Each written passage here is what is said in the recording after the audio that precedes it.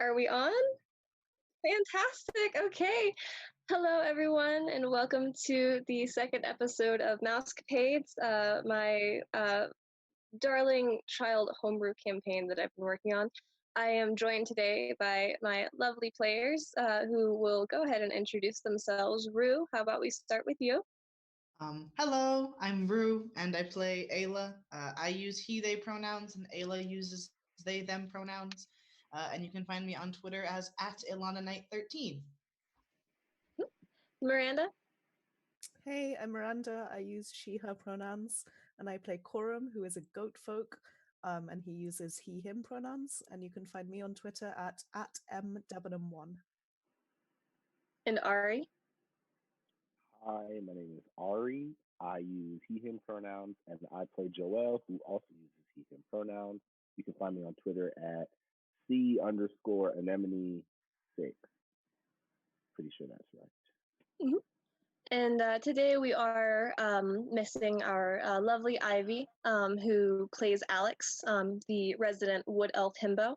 Alex is going to be off doing his own thing for this episode. So in the next 2 weeks, they should be back, and we happily await their return. My name is Joe. I'm going to be your DM. You can find me on Twitter at SleeplessSeyMour with only 2 S's in the middle, cat in the charge, pretty much anywhere else. I go by they, them pronouns, and I'm going to be playing everyone else. So, last time on Mousecapades, our group of intrepid adventurers, they were in Daggerford during the last day of the Harvest Festival, very cleverly named Harfest, getting a missive from one of their old, sort of, actually more of like a new friend, Marin Argon. They received a call for help from a nearby town known as Ashaw, asking them to save the town from the impending destruction, as well as a mention of a beast who was intent on destroying the town. You went to the Abershaw Acres, where it was where you were told to meet a person named Matameo for more information about this job. Upon arriving at Abershaw Acres, you were greeted with a very kindly farming family, but no one named Matameo. That is until you entered the barn, the old abandoned barn at the very back of the property, at which the four of them, as well as their cow, Daisy, who is the most important character in this campaign, as we've all agreed, you discovered a little albino mouse wearing a red jacket-like robe and holding a black steel wrought, what looked like a staff in his little hand, who shrank you all down to his size, about 5 inches tall, and then led you into the hay bale propped up against the wall of this barn through a tunnel made out of soup cans, and then entering into what looked like a little borrower style village built into the walls of this barn, maybe 2 feet wide and about 20 feet long, going up for 9, 15 feet. Very hard to tell with how small you are. The area itself looked massive, and the town itself looked just your size, made out of things that were both scavenged from the bigger world and also stuff that the many mouse folk who lived here made themselves. And Nanameo, upon entering this town of Ashaw, as they named themselves, turned to you and explained that there were 5 portents of apocalypse that their oracle, Dawn, had predicted. The first one being bad water, and the second one being a plague, and 3 more that were yet to come. And he implored you to assist him in helping save their little town of Ashaw. And before we begin, I do want to put out a bit of a disclaimer. There is, as we all probably know, a lot of sort of fear and tension going on surrounding COVID-19 as news about that continues to come out. Today's episode is going to focus somewhat on this plague affecting Ashaw. It wasn't something that I had planned to coincide, but it did kind of end up like this. So if you do find yourself as one of those people who is affected a little bit more emotionally by this topic, just sort of just take heed going into this episode, because it is probably going to be a little bit too similar to some of the current news going on. We will try to handle it, of course, with as much tact as possible. Try to avoid all of the doom and gloom about it, but I did want to bring that up for those of you who need it. And with that, with the recap over, we can go ahead and jump right into this episode. The four of you, Alex is also with you, as well as Daisy, who I have decided has been shrunk down to join the party. So we are all still together. You are on the top of a semi-tall platform, not high enough that a jump from it would be harmful, but a little more parkour than I'm pretty sure any of you are ready to partake. However, to your right, there is a staircase sort of leading down that would go into the thoroughfare. That's a good word for it. The thoroughfare between the two lines of buildings that climb all the way up the walls, about maybe a quarter of the way up, some of them a little bit higher. This is definitely a town that didn't have the space to build out, so they built up, and there's not a whole lot of rhyme or reason to it. There's no like clear stories, but there are plenty of ways to get up. You see baskets with little pulley mechanisms. You see, like spools of rope that are being used to wind these baskets up and up. You see there are nets sort of tacked onto the wall that you can climb up, like a little Skyville play area. Some of the roofs of the buildings are actually ramps that you can like walk up, and it's just very it's just very sort of McDonald's play place-esque. There's no like proper stairs. It's just sort of cobbled together with what they can make. And Madameo, this little albino mouse, in his little red robes, is turning to you, his hands sort of together, his staff tucked between his arm and sort of leaning up against his shoulder, as he has just finished asking if you would please help his town, and if you would maybe be interested in meeting the Oracle to find more information, because my memory seems to be failing me sometimes in my old age. I think talking to Don personally would be helpful. Of course, there is also the rest of the council that you can meet if you would like to know Ashaw a little bit better first. We are always happy to take on the cause of those in need. Don't worry, we can help you. You see, he lights up. He beams a little bit. There's still worry in his brow, but he looks 100 times more relieved than he did. Is very well then. If you will follow me, I will take you to the residence of our dear Oracle. And he turns and he heads down the stairs. The area that you are currently in, as you walk down the stairs and into this thoroughfare, it is very busy with mice going to and fro about their daily works. Where you are right now seems to be a little bit more sort of like a combination of residential, but also like a little bit businessy. Sorry, getting my notes and also making sure that my computer does not do its scheduled restart. I don't need it update right now. No. Just wait an hour. It's time. It's time. It is a little bit residential, in the sense that there are small businesses with what look like houses sort of built into them, so the owners of these businesses can, sleep just a couple of seconds away from their work, and everything looks very small businessy. You don't see anything that looks explicitly like, I guess, like a corporate kind of thing. It's all very, very self-owned, and it's all very, very modest.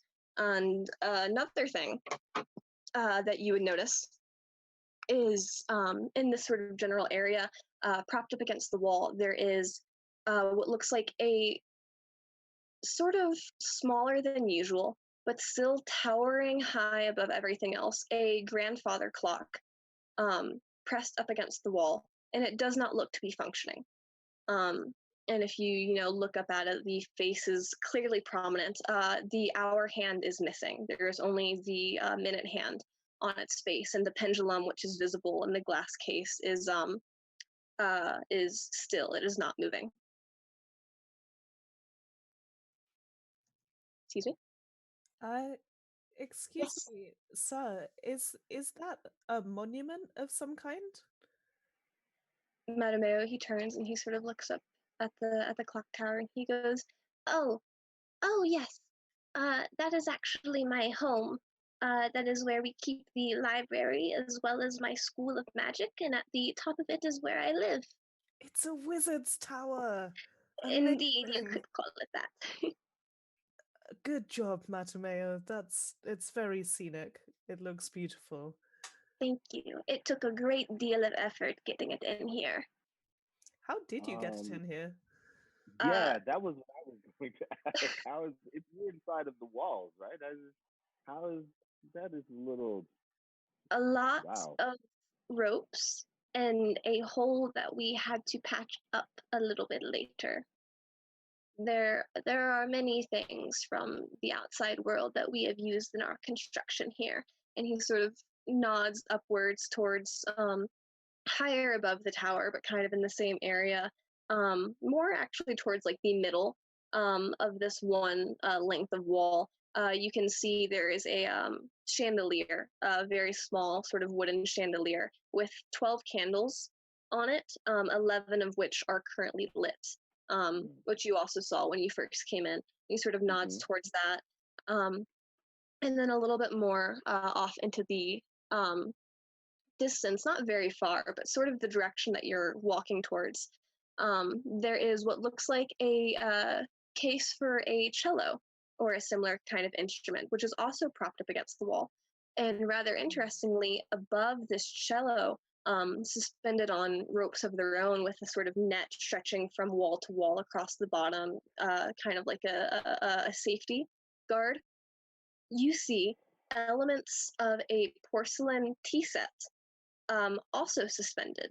You see their little saucers, you see teacups, and you see there's in the middle of it all a teapot, which from your current angle you can't really see into anything, but the teapot currently very clearly is sort of has like a little bit of smoke, pure white, just kind of billowing out of it and running down, kind of river-esque. So not necessarily like campfire or normal chimney smoke, but Joelle, you would know this because you have more experience with it than I think anyone else would. Yeah.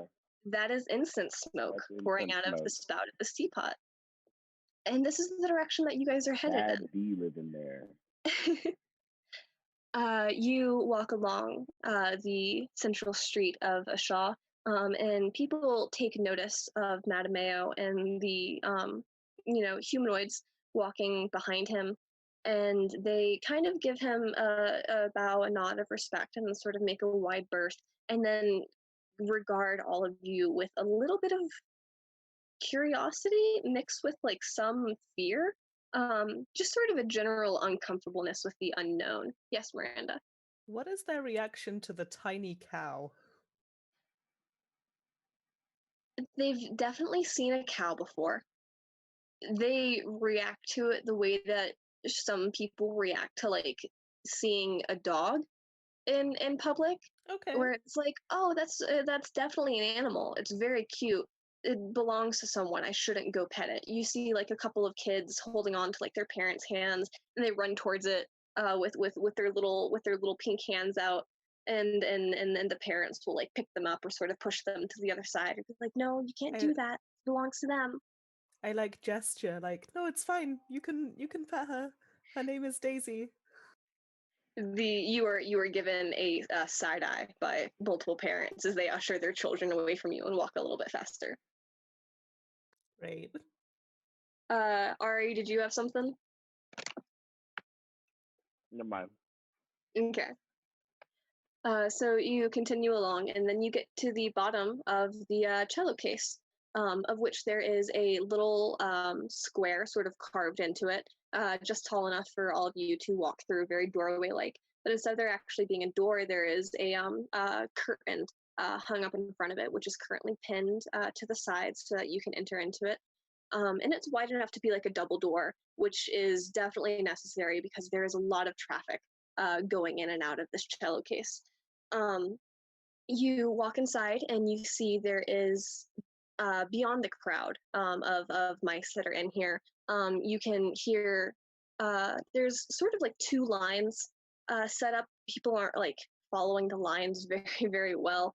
And you see some little mice are like holding up little papers. Some of them have like books, like a whole stack of books in their hand, and they're all sort of like yelling over each other, and it seems very bureaucratic.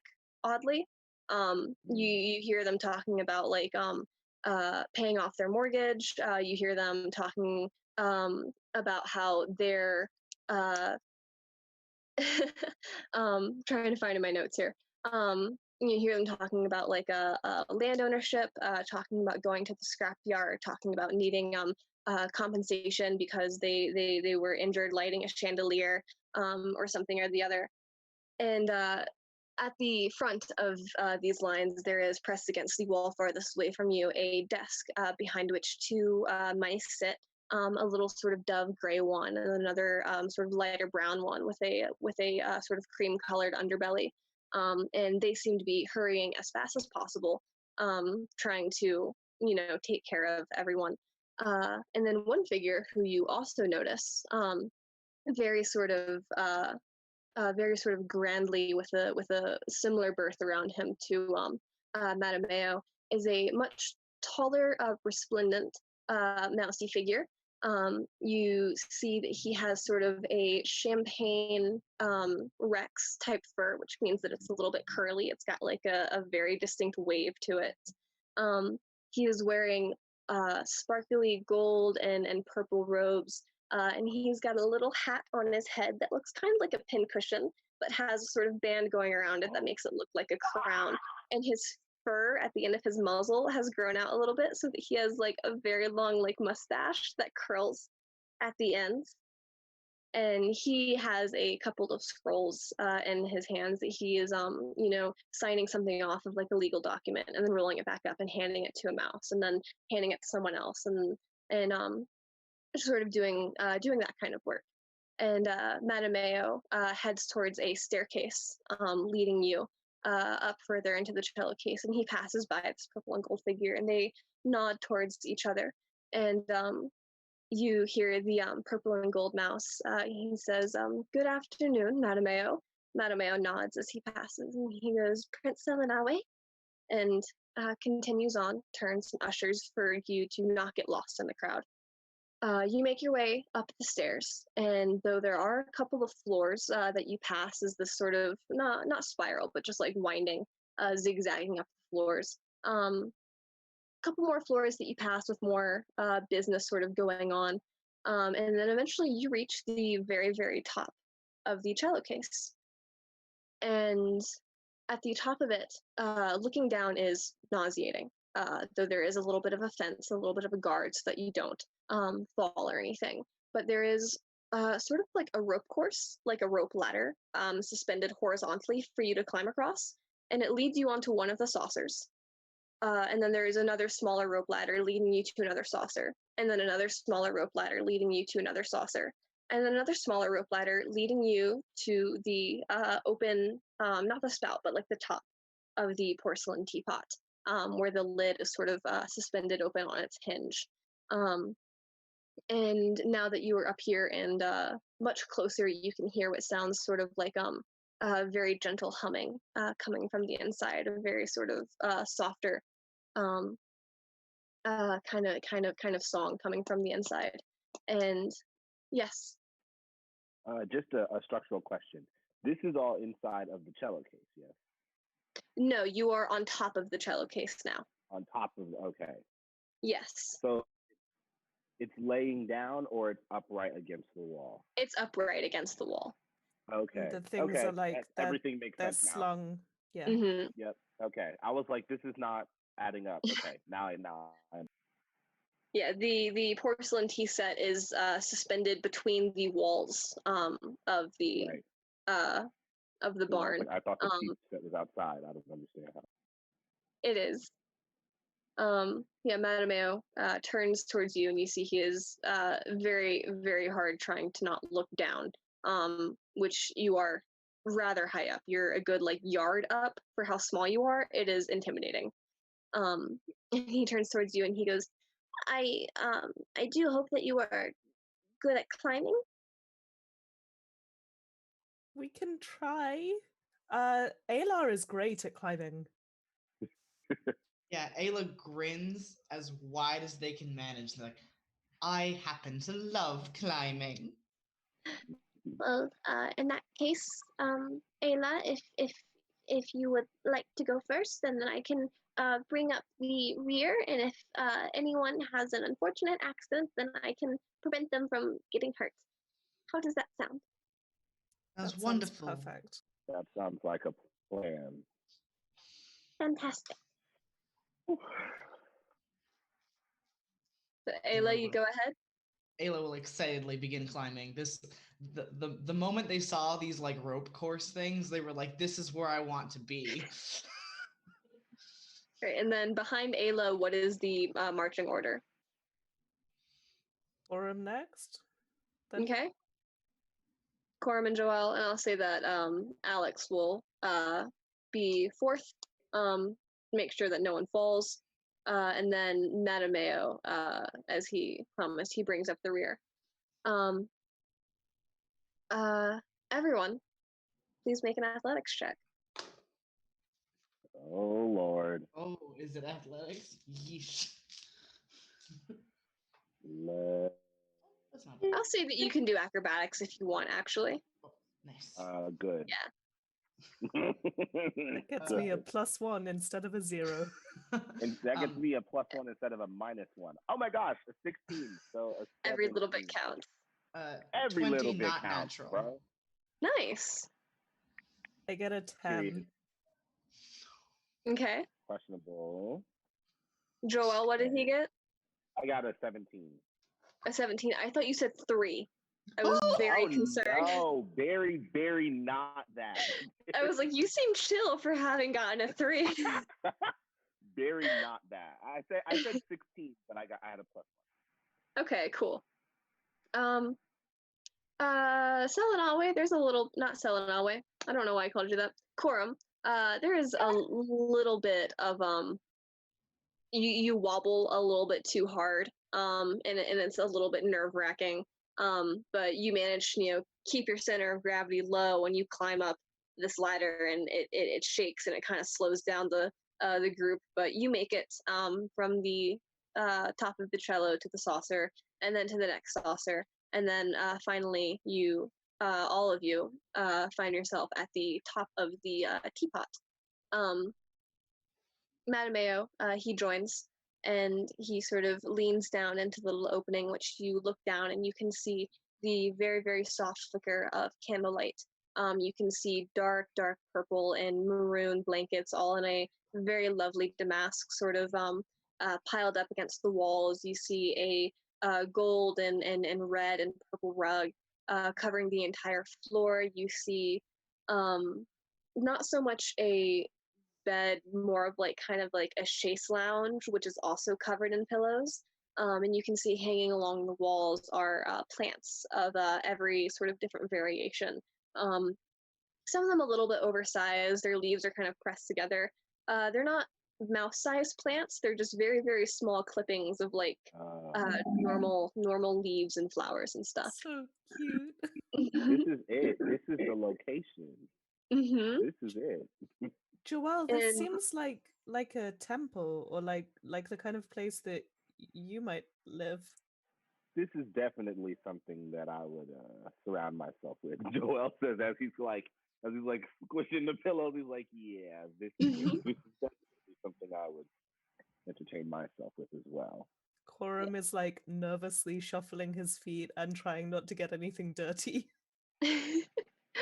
And Madameo actually sort of turns towards the two of you, and he goes, Oh, actually, the temple is a little bit more in that direction, and he points in the direction that you were walking in before you headed towards the temple, towards the cello. God, um, uh, he goes, yes, our temple is actually in the in the guild ward. This is the council. This is where we take care of our more administrative duties. And uh Ansel, maybe you will meet him eventually. He is rather busy right now, but are you yourself a cleric, Joel? I am, yes. I take pride in it. I am actually on my Zoad now, which I guess has no context to you, but I do I'm not on a know. mission. Well, it Yeah, is. I'm on a mission relative to my clerical duties, so yes, I am. Well, it is very nice to hear that the words of the great mouse god have gone further than our little humble walls here. Joel, at first, he's gonna be like, and then he's like, mm-hmm. And he's like, yes, and that's all he says. Fantastic. Manumeo then turns towards another gauzy curtain in similar colors, which is separating this little teapot, sort of quartering off into two. And you do see in the flickering light another shape, very, very much smaller and slighter than Madameo is. Sort of, bustling around. You hear the sound of like little pieces of metal sort of tapping together, like someone arranging dishes or just sort of organizing a clutter. And from in here, the incense smoke, which is pouring out of the spout of the teapot, also kind of circles around your feet a little bit. And you can smell very clearly it is a lovely combination of sage and some sort of like bergamot. Oh, she laying here. And Madameo, he turns towards this curtain and he goes, dear Dawn, you have visitors, if you wouldn't mind.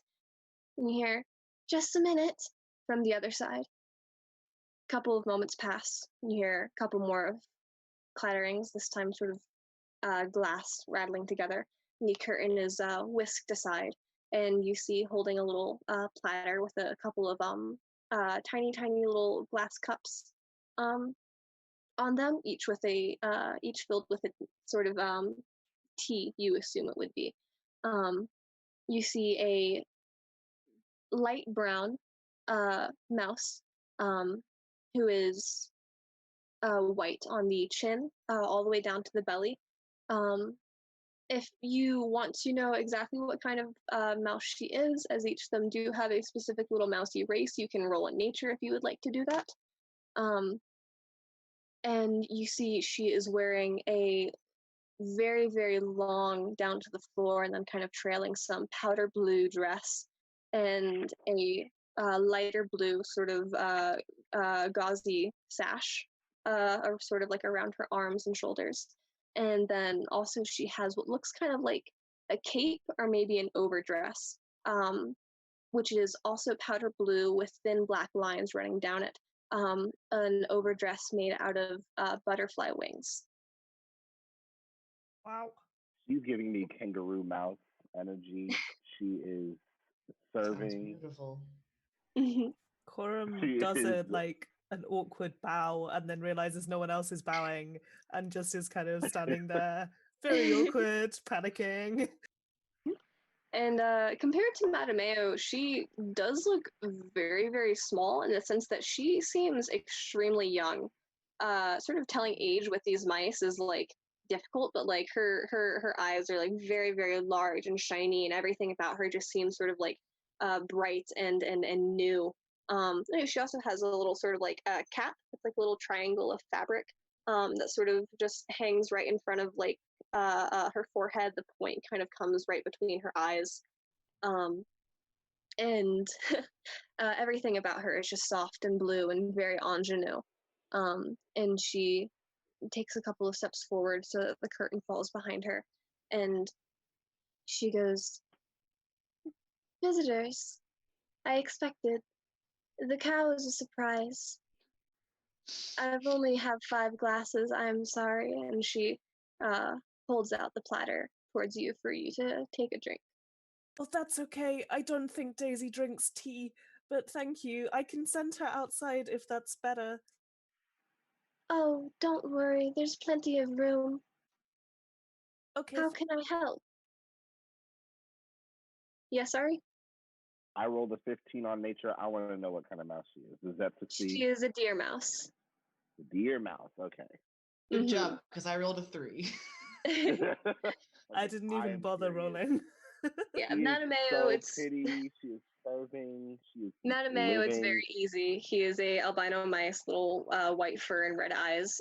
Dawn here is a deer mouse.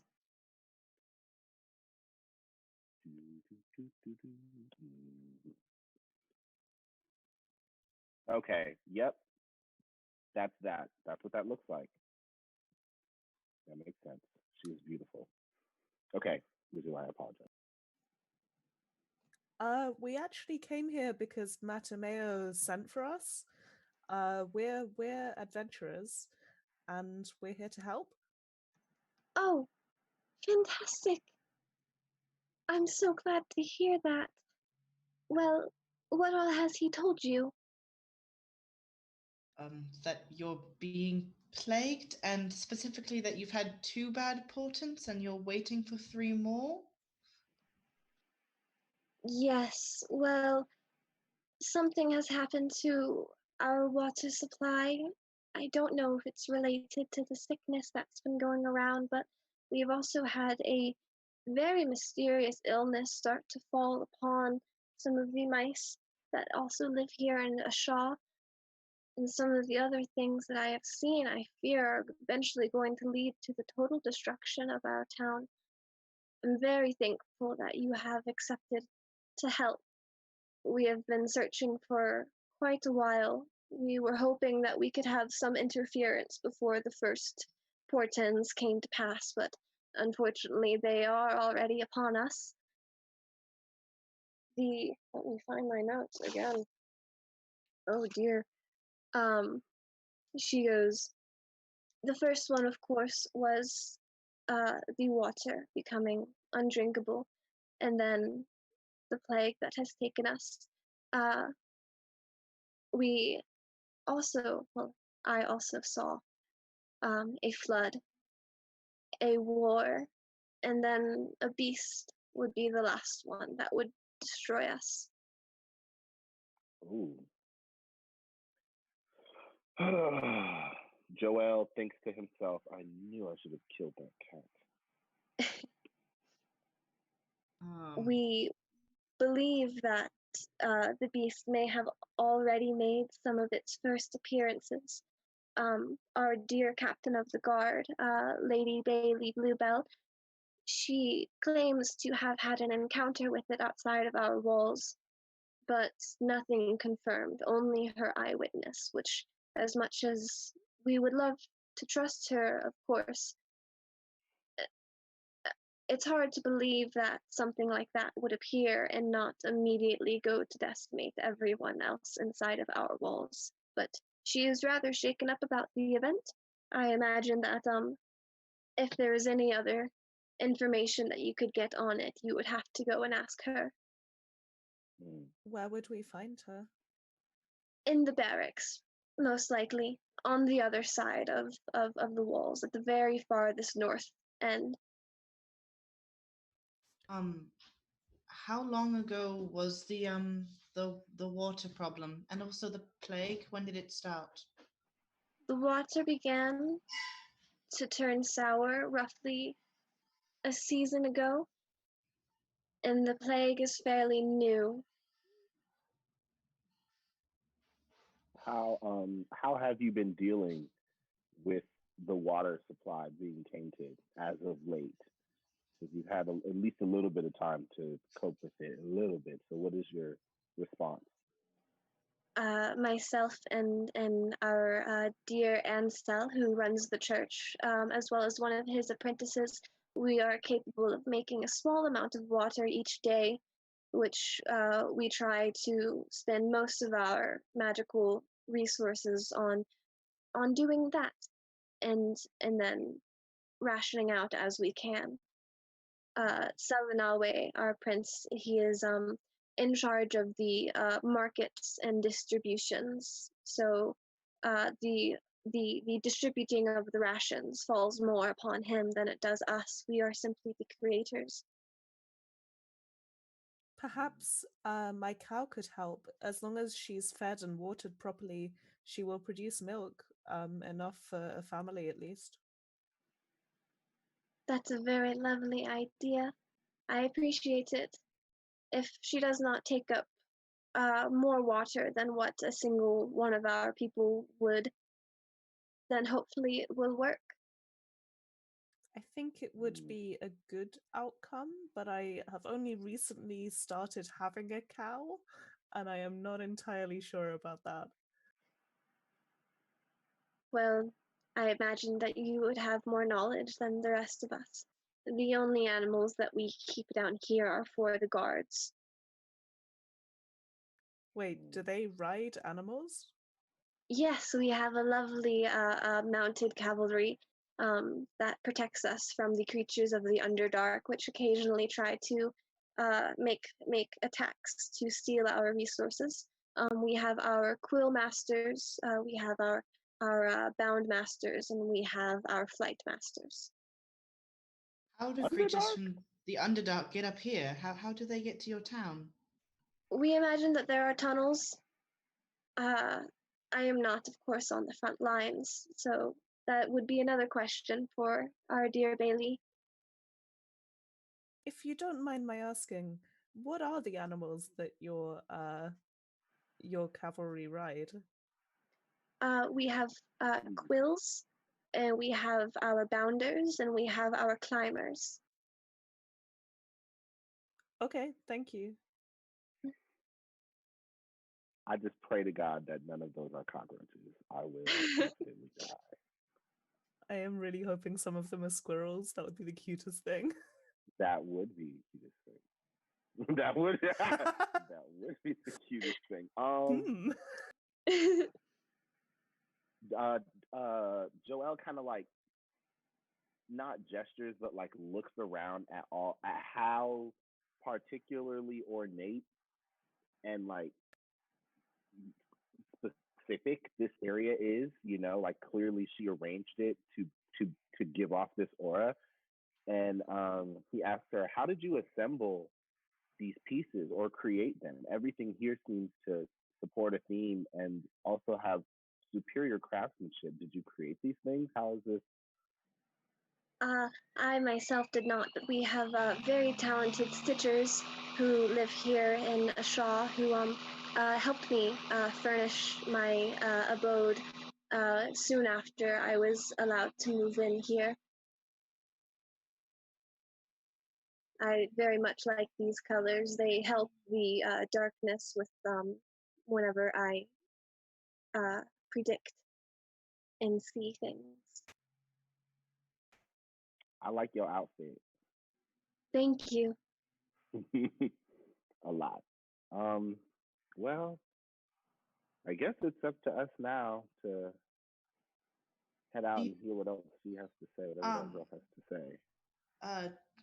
On terms of the plague and the water, do you have a resource for people who are suffering? Like, are you like, where are they? Like, are they being taken care of somewhere special? Can we like talk to them and see if they've done something that people who aren't sick haven't? See if they got sick from going out and talking to someone? Yes, all of them who have fallen ill are taking shelter in the temple with the with the other clerics. We only have two currently who can devote all of their time. One of them being Ansel, and the other one his apprentice, who is new enough that I have yet to meet them. But I am sure that they are very capable. As the apothecary here, I try myself to send out tinctures whenever I can, and teas to soothe the throat. But I am rather busy with trying to see how to avoid everything else coming towards us. Reasonably so. Perhaps our best course of action would be to speak to the witness who saw the beast. Yeah, that Yes. seems reasonable. That's Bailey. Okay, All right. well, thank you. We'll come back if we have any news. Or Fantastic. if we have any lead of supernatural insight, 'cause this is definitely going to come in handy for what we're going to be doing. I will be here more often than not. Please feel free, take the tea with you. It's very good. I make it myself. Joel takes it and is like just like prim and proper about with Pinky it. out. Piggy out. I'll warn her with it. Yeah. Yeah, Ayla just drinks tea like a bit of uh, an urchin. The teacup is a little fancy, and so they're just kind of like drinking out of it with both hands. So they don't want to I was drop about to it. say, like, both hands sort of wrapped around it, little match girl style. Yeah. Mm-hmm. All right. And Dawn will nod towards Madameo, and goes, "If you aren't too busy, could you maybe lead them over to where Bailey is?" And Madameo nods, and he sort of gives a bow as he turns to leave. You notice there is a little sort of rope, dark purple silk rope, leading up and out of this teapot. And he goes, "Very nice to see you again, Dawn." And he ascends and makes his way out. And Dawn sort of waits, hands clasped, as the rest of you leave, and she waves goodbye to everyone as they go.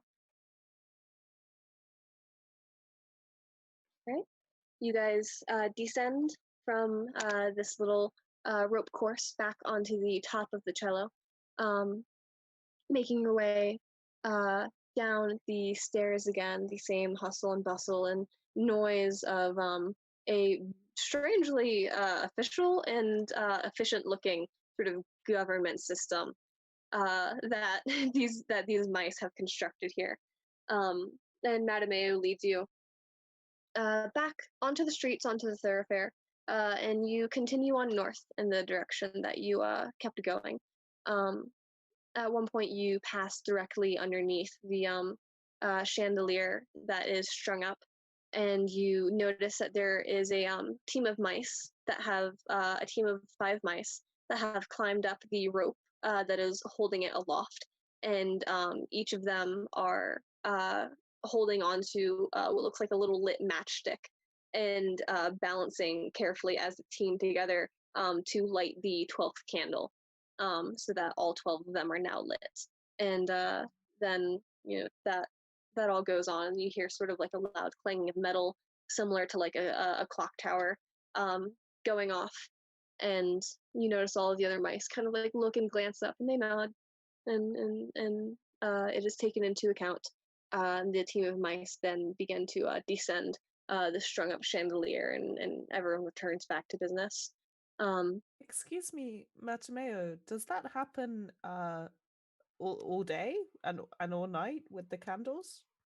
Every hour on the hour, yes. We have a very talented team of timekeepers who are employed to keep it in check. Wow, I've never seen a candle clock before. When all 12 of them like this are lit, that means that the sun is at its highest point. It is perfectly midday, and then as the day continues, the candles will soon be extinguished as night will start to fall. The daylight doesn't do very well coming in through these slotted walls, so that is our main light source. It is actually our second clock that we have constructed. The first one did not do as well remaining aloft. Oh, I'm sorry to hear that. It's all very well. We have made do, and it is actually now our temple, the fallen chandelier. I see. Uh, Very aesthetic. We will be passing it on the way to visit Bailey at the barracks with her guard. what is the which god do you worship here? Oh yes, the great mouse god, the one who gave us the sentience that we have. Um, very very lovely creator that we do have. Um, a little small, uh, but nothing to complain about. They treat us very well, and they respond when we ask for help. And Size isn't everything. Your god sounds great. thank you. You continue along. You do indeed, as you continue going through past what looks to be a sort of flat pyramidal shape that takes up so much of the interior of these walls that the thoroughfare deviates from, straight down the middle towards an actual having the wall of the barn um, directly against your side, giving it a very very wide berth as you go. Um, and it is a white sheet draped over, just sort of thin enough that you can see on the inside what looks like a gem encrusted metal chandelier, a very smaller version of the kind that you would see in like the big super fancy churches and temples. And it looks to be tiered maybe 3 or 4 times, each one getting incrementally smaller. And it's got this large white sheet sort of draped over it. Um, and then once you continue along, the buildings get more and more sparse. There are uh, practically no houses. There are far less businesses. And up ahead, the floor, which is sort of covered in this compacted dirt and hay, becomes a very, very loose sort of sand, the kind that you would find in like a sparring or like a fighting pit. And it sort of kicks up around you as you walk along, and in the distance you can hear what sounds like the sort of shouts of combat, not in the worried way. It sounds like there's a spar sort of going on ahead. And you see there is a briefcase taking up about as much space, a little bit less so than the chandelier. It is laid on its side, but it is open, so the lid of it is propped up against the wall. Um, you can see it is held open by a series of sticks, going from the base to the lid, and then also sort of strapped to the wall by ropes, kind of restraining it up. Excuse me. And you see it is hollowed, not hollowed, but there's nothing inside of it, except for one half, which is covered by what looks like a series of playing cards that have been attached together to make a sort of improvised roof that looks to be about 2 stories tall. And then the other half of the briefcase is completely empty, aside from sand being kicked up. And as you come closer, you can come around it and see the opening, which on the inside there are, I'll say about 6 mice in here. And then a plethora of training dummies and little sort of improvised weapons. You see 2 mice are holding what looks like those very long sort of decorative sewing pins or hat pins, holding them like long swords and striking at each other with them. You notice that the tips of them are sort of covered with like a little bit of like wax, perhaps to kind of blunt it. And they look to be like actually like proper fencing with each other. The aesthetic is immaculate. This is beautiful. And as Madameo approaches the mice here, which are all sort of wearing piecemeal armor, looks like very sort of crudely hammered into shape, but it gets the job done. It looks sort of similar to the corrugation of the soup cans on the tunnels that you went through. You imagine this armor is made out of soup cans as well. that have been, cut and molded into place. And the 6 or so mice who are in this little fighting pit, the 2 of them who are actually fighting, and the other 4, which are kind of on the sidelines, like cheering them on, all turn towards Matameo as he enters with the rest of you in tow. And they all stop immediately what they're doing. And they all sort of, hold their weapons at ease and give a nod of respect. One of them steps forward, a very, very tiny, even smaller than Dawn, but a little more like mature looking, solid black mouse. Solid black fur, eyes, tail, even his little paws, which you notice as he sort of comes up with them kind of like clasped together. Very, very long claws on them. And he approaches and he says, oh my gosh, I forgot Matameo's title. Arcanist. He goes, Arcanist Matameo, are you here to see Bailey? And Matameo nods and then gestures towards the 4 of you and goes, yes, in fact, is the captain well? We have the adventurers that I told her I would bring her.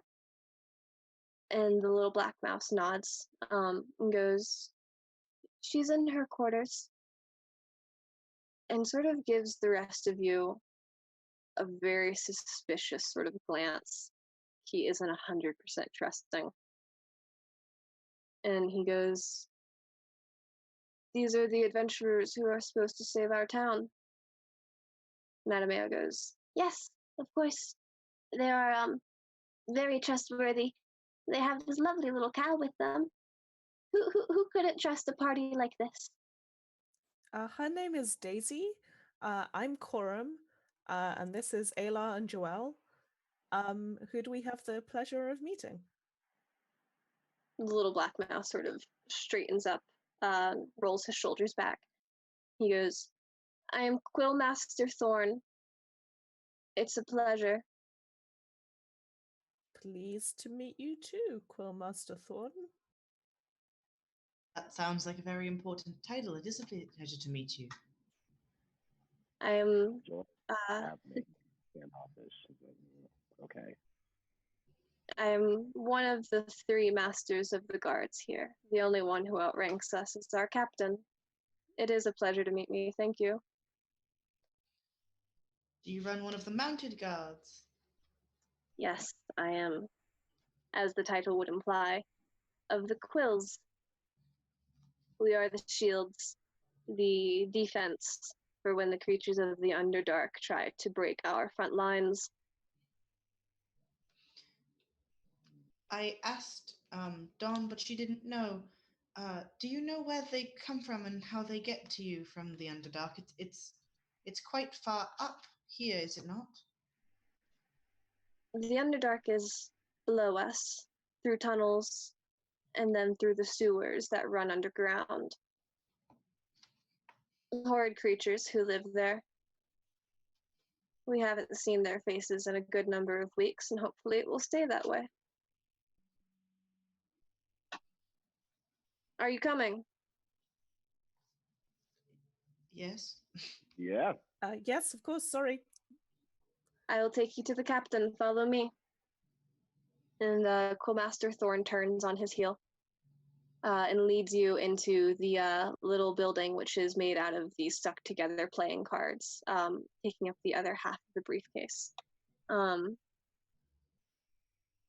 he turns around, Joelle is like, oh no, as he's walking, and like, oh, he thinks he's so and then and as he's walking, very quickly, just like Coram is like, come on, not everyone can be in love with you. I know it's hard. You notice Matameo is even kind of like hunched a little bit, like receding into his shoulders, like everyone is in agreement. This was a embarrassing encounter. right. Yeah. And he seems to like want to sort of like speak up and like maybe like apologize on Thorn's behalf, something or the other. But Thorn walks very, very quickly, and Matameo sort of has to scuttle to keep up.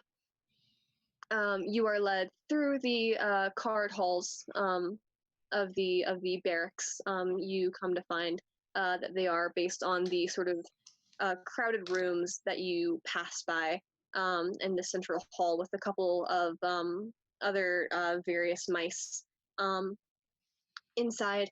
And eventually you get to the very, very back, the largest room, which still isn't saying very much. Decorated in just the simplest wooden furniture. You see toothpicks and matchsticks and popsicle sticks sort of held together with like twine and a sort of like glue that looks to be made out of like a tree sap.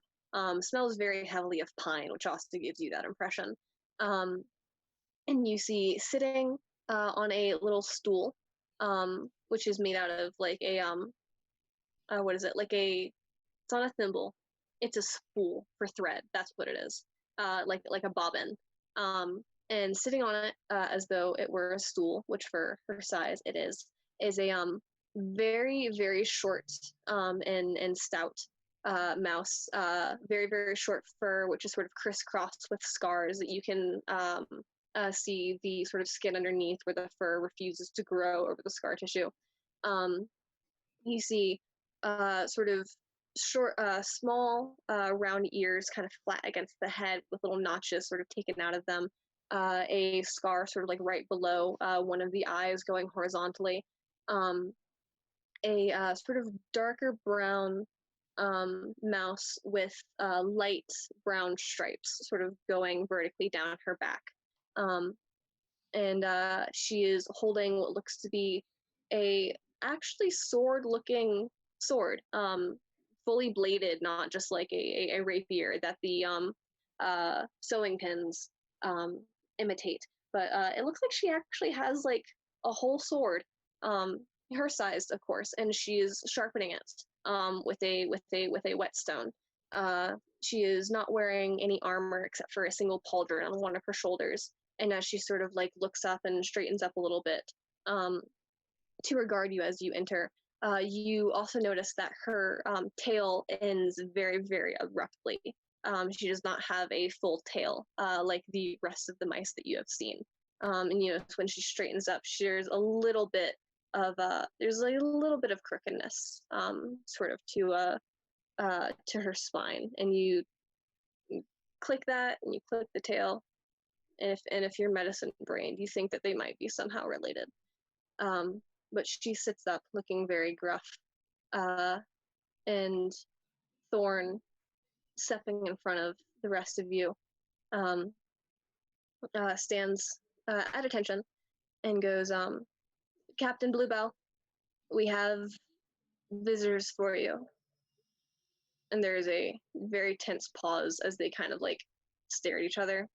And who you assume to be Bailey nods like, okay, go on.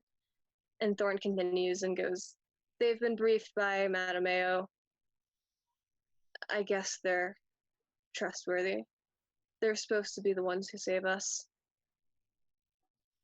And then ducks out for the rest of you to go forward. Well, Joel takes a little step forward and is like, it's nice to meet you, Captain Bluebell. I'm Joel. These are my companions, Ayla and Corum. And we got some briefing from Madame Mayo on the situation, but after we went to Dawn, she told us that you were the only person who encountered what might be a lead on how we can begin to approach this situation, if you understand. Bailey gives a bit of a nod and she stands up and sort of leans kind of heavily on her sword. And she goes, I did see the beast, and I fought it best I could, and it turned and ran on me. And one of these days, when it returns, as Dawn says it will, I will be the one to kill it. Could you tell us what it looked like or anything about it? She looks sort of down into the side, and you also notice as she speaks, she has a very very clear stutter to her words. And she goes, far larger than we are. I believe it would be small enough to fit within the walls. It seemed to be able to change shape and form at will. A horrid thing of shadows and fire, and four-legged, I believe. It was like a cheap imitation of us. Huh. When you say fire and shadows, do you mean it could use magic? Like, could it cast fire spells? It did not cast anything, it just attacked the way a wild animal would. And in the attack, it also took my tail. And for that, I will kill it. We would not try to deny you that right. I don't So- expect you to. So it changed shape, literally? Oh, yes. Growing taller and smaller and however it seemed to fit it at the moment. Always remaining a four-legged creature, just its size was drastically different. Almost every time I looked at it, it seemed. Interesting. I've never come across anything like that, even in my readings. How Are about you you, the most Joelle? knowledgeable about the beasts of the outside world? No. I mean, I'm a very serious adventurer. But no, I'm not the most knowledgeable. That might be Joel. He has more worldly experience than I do. Bailey looked towards you. Joel is like, kind of like as far as adventuring is concerned, I am a bit of a novice. You're correct about my world experience, but in this specific environment, it does not translate very well, to say the least. And then he turns back to Bailey and he says, "You said that when you were fighting it, it fled from you. Do you feel it was because of the damage that you dealt to it, or did anything in particular happen to create that situation?"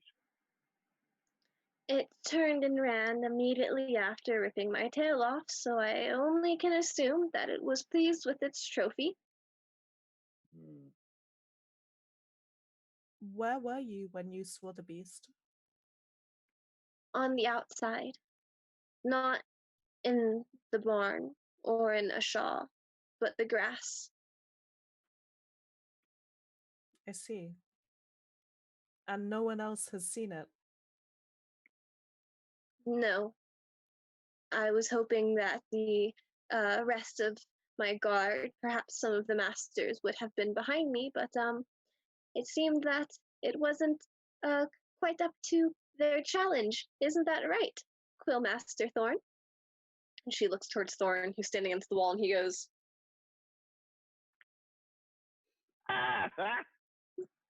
avoids eye contact. Damn! His shoulders slump a little bit, and he looks away. I cast Cure Wounds because that's a burn.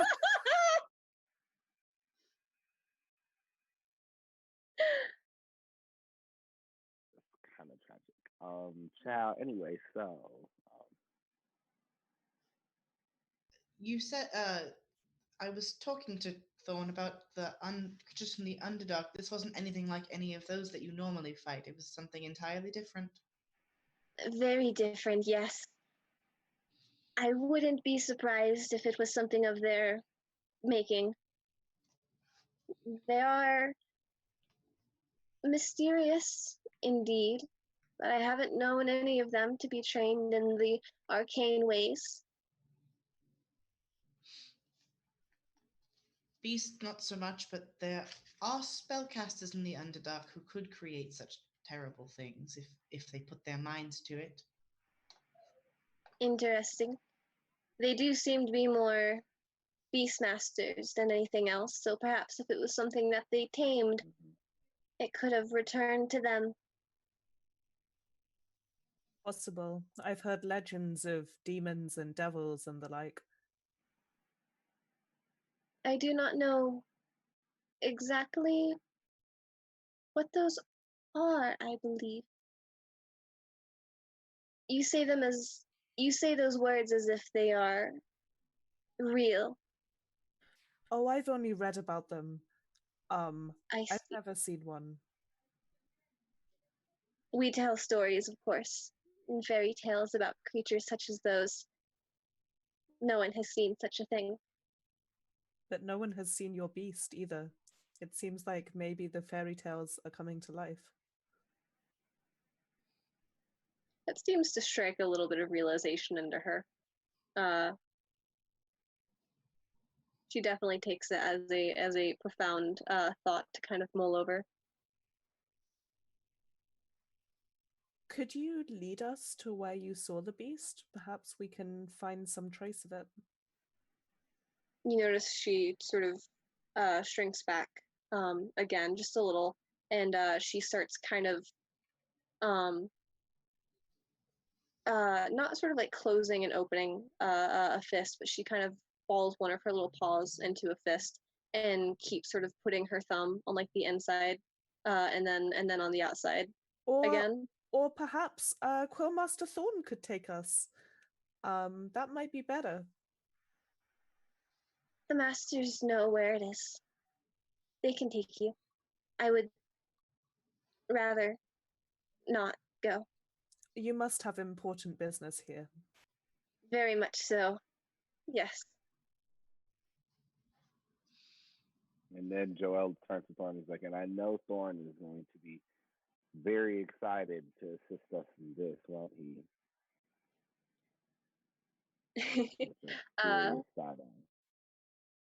Thorn sort of turns to regard you, and he says, well, if we're going to be going into the grass, then I'm not the one who you're going to need.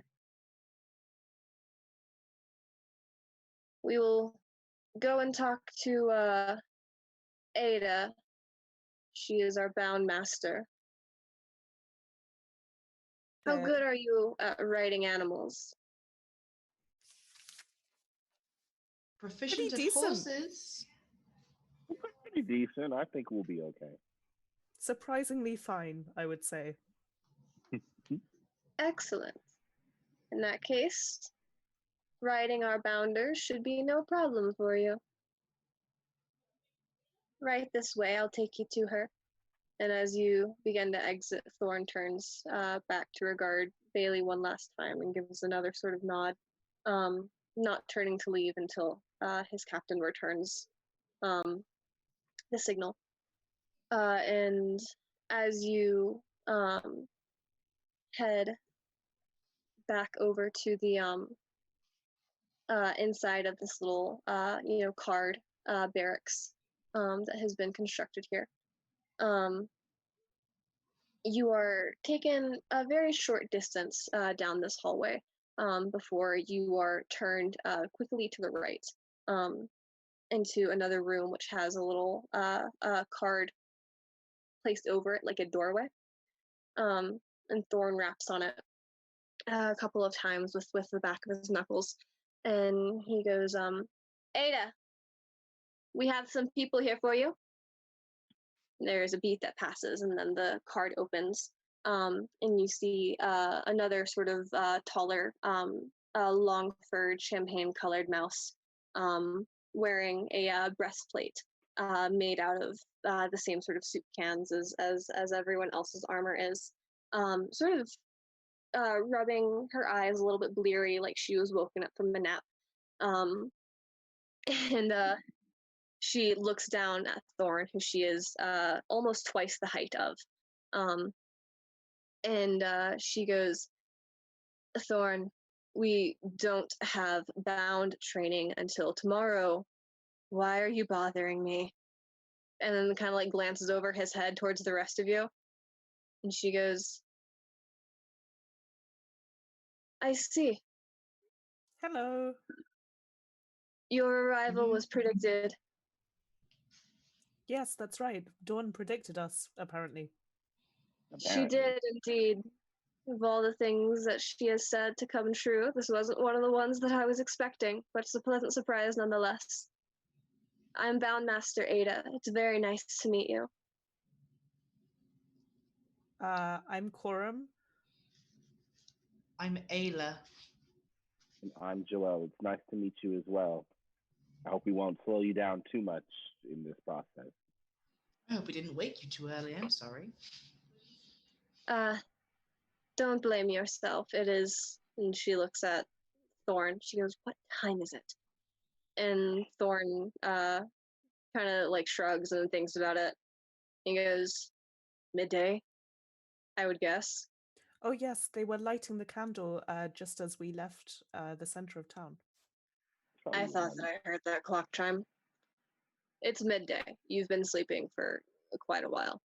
And Ada stretches, and you hear her little bones sort of, crack and pop into place in that, slept for 16 hours kind of way. And Thorn goes, Captain wants you to take them to where she says that she saw the beast of fire and shadow, same one that Dawn may have predicted. You are going to need the bounders for this. It is in the grass. And Ada waves a hand to cut him off, and she goes, I know where it is. You guys look like you're going to be all right. Is there You ever seen... Huh? Go ahead. Is there some significance to the place where the beast was seen? I mean, into the grass is dangerous. It's where, the everything else is. We're safe in here. Only the guard is really allowed to go outside. I mean, anyone's allowed to go outside, but it's a little bit frowned upon, If you don't mind me asking, why was the captain out and about when she saw the beast? Scouting, scavenging for food.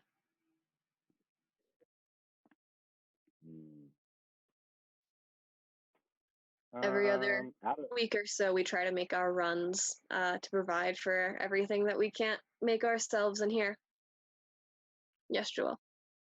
Out of character question. Mm-hmm. When we're small, we might find out later. When we're small, does our magic still is our magic essence made smaller? Does everything that we do scale down? Because Madameo shrank us and we're huge. So that's really a lot. So surely yes, because otherwise we'd be standing there hand out like this and then blast a fireball the size of the town. Yeah, your magic ability does scale down with the rest of you. So everything is, you are 5 inches tall at this point, and everything's on a 1 to 12 scale. I think I decided it was. So yeah, if anything's a foot, it is now an inch.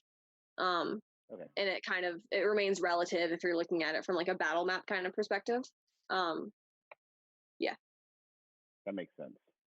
Mm-hmm. And your densities also kind of stayed the same, so you don't have any reduced armor class or hit points, however. Yeah, because tiny creatures don't have really, really good hit points because they're tiny, but you guys are fine. The shrinking magic was able to sort of bypass. Okay, that makes sense. Because I was I know there's some kind of distinction between us and anything that is this small right now, because we will literally die to the most minor inconvenience. Yeah, and right now, right now you guys being 5 inches tall are pretty much the same height as the rest of the mice here. You notice the heights are sort of anywhere from 3 to 6 inches tall. Thorn being about 3 inches, and Ada, who you're talking to, now is closer to the 6 inches. She's a little bit on the taller side of all the mice that you've seen so far.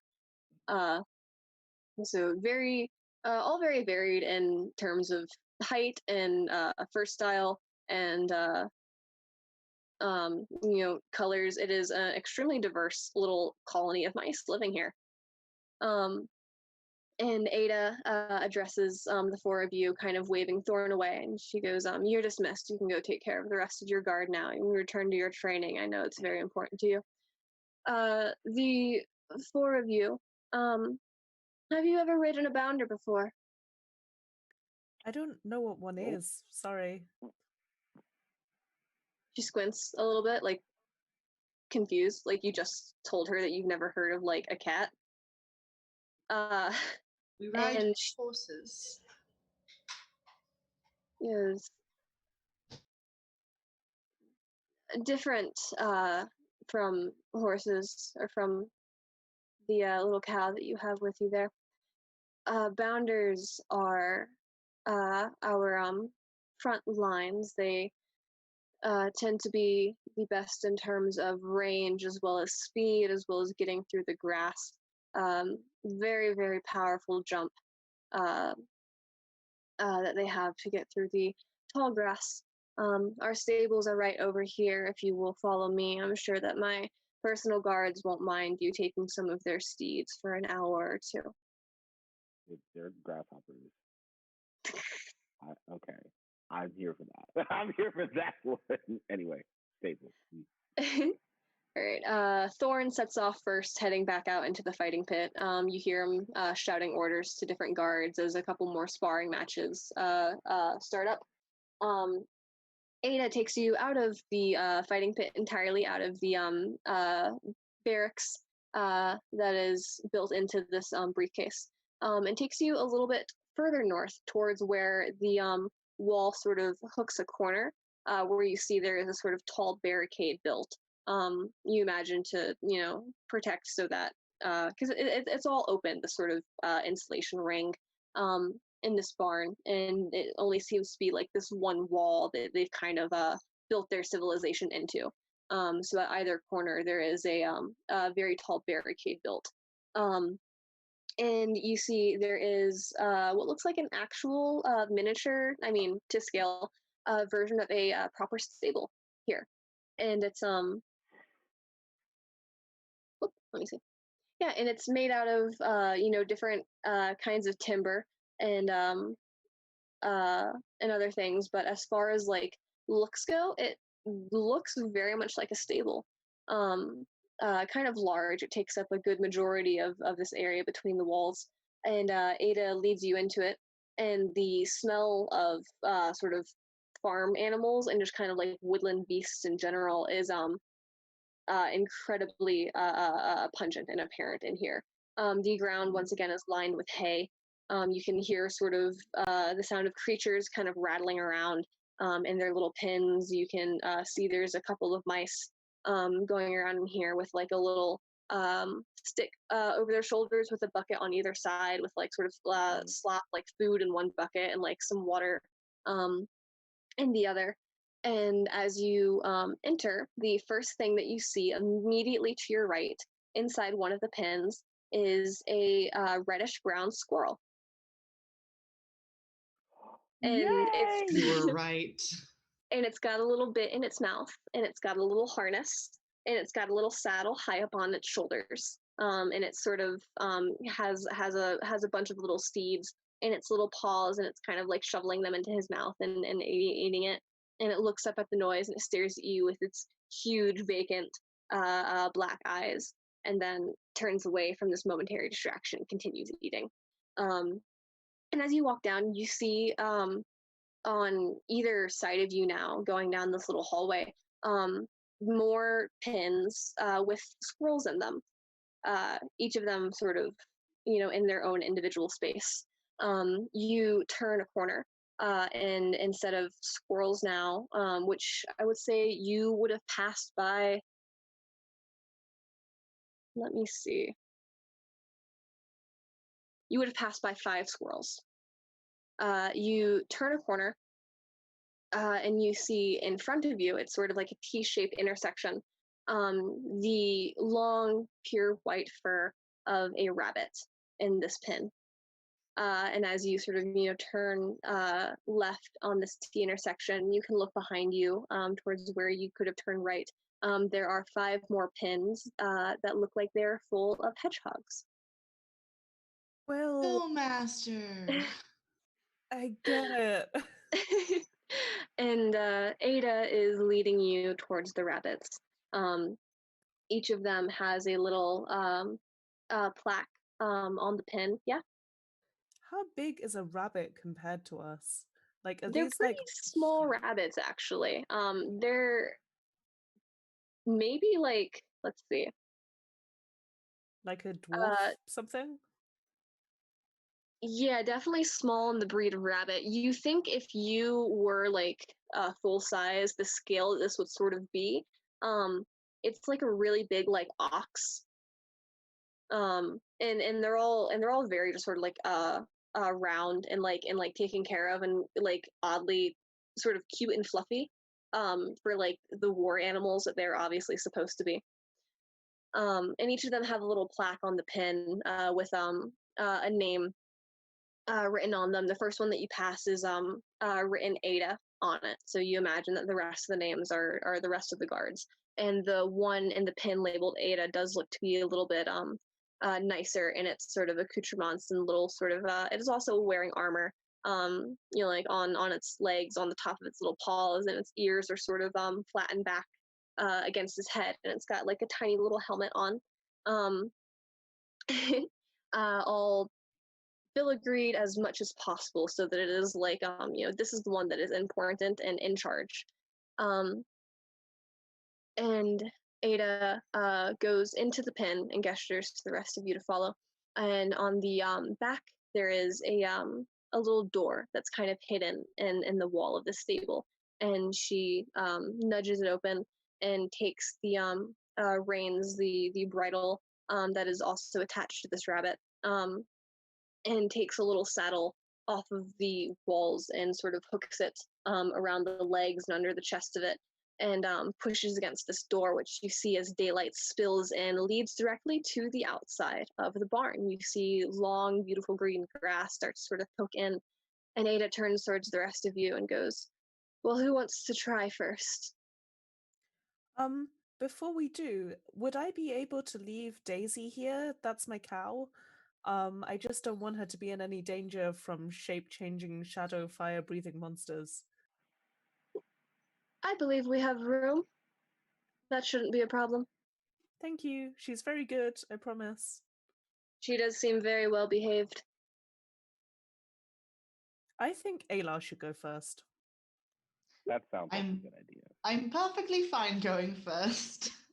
We can do a bit of a practice round for each of you, and then based on how you do, I can see which of our bounders may suit you a little better. Sounds wonderful.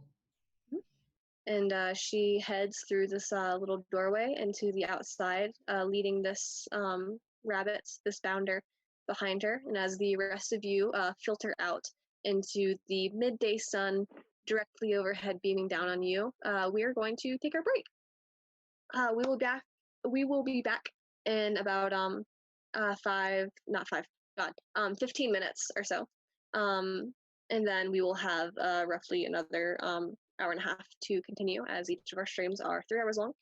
Before we go to break, I do want to make a shout out for Holly Hemlock, who you may have noticed did a lovely, lovely drawing of Madame Mayo that popped up on our little layout there. We will be seeing more of her art as she continues to draw some of our more important NPCs in the next couple of weeks. And the second shout out that I would like to do before we head off is for everyone to go and give support, and if you can, donate to a wonderful organization called Doctors Without Borders. Given with everything going on, and as well as our some of the channels that we are partnering with are supporting them as well. Anything that you can do to sort of give and maybe put a little bit more comfort out into the world with everything going on right now I would definitely support that. So we will come back in 15 minutes, and we will see you then for us to continue on our little adventure into the outside. See y'all.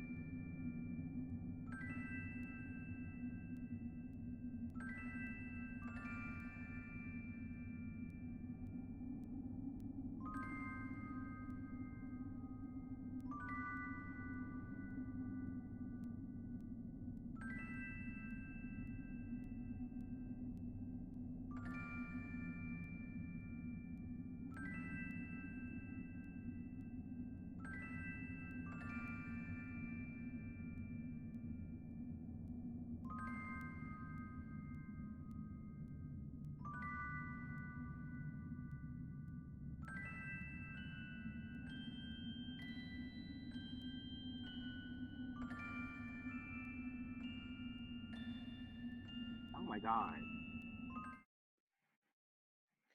Welcome back, everybody. Welcome back to episode 2 of Mousecapades, which, now that I think about it, I don't know if I said the title of this episode. It is indeed Introduction to the Mousepocalypse. So, last we left off, we got a little bit more of a tour of the tiny town of Ashaw. You met the Oracle, as well as the apothecary, a young mouse dressed all in powder blue clothes named Dawn, who was the one who foresaw the events of what is expected to be the end of the tiny town of Ashaw. First starting, of course, with the bad water, and then with a plague that has taken parts of the town. Followed soon then by a flood, a war, and then a beast, which would be the final end of their civilization they have made inside of the walls of these barns. Inquiring more about the beast, the party was directed towards the captain of the guard, Bailey Bluebell, who had an encounter with this beast, which was described to you as a ever-shifting shape, four-legged and creature-like, of shadow and fire, who briefly fought with Captain Bailey outside in the actual grass of the farm, not within the walls of the barn itself, taking her tail as a trophy and then running away, ending the battle quickly. You also met Quillmaster Thorn, as well as Boundmaster Ada, and quickly discovered that the quills, the bounders, and the striders, which I think I misspoke earlier and called them jumpers or flyers, I was looking at the wrong notes.